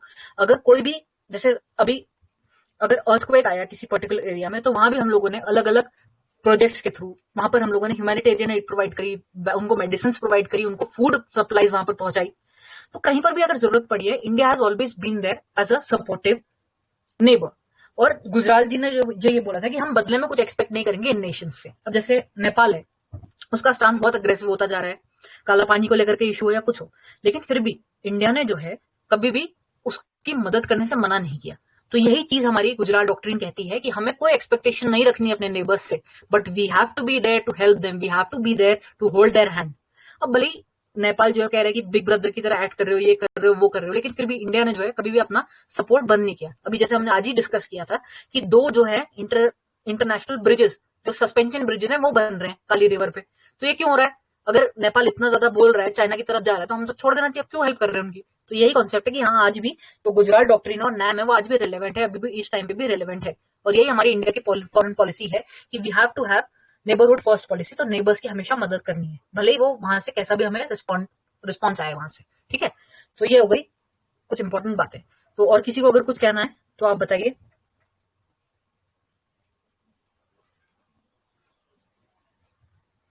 Anything you would like to share? Or Quite add? okay, ma'am. We can go ahead. Okay. So I think that we've had a good discussion today, approximately half an hour. जैसे कल एक aspirant थे वो बोल रहे थे कम हुआ discussion, तो आई थिंक आज तो अच्छा खासा डिस्कशन भी हो गया, सबने अपने पॉइंट्स भी बोले। बाकी फिर कल मिलते हैं देन आई गेस अगर और किसी को कुछ ऐड करना है तो आप अपने पॉइंट्स बता सकते हैं, अदरवाइज कल मिलते हैं क्लास के लिए।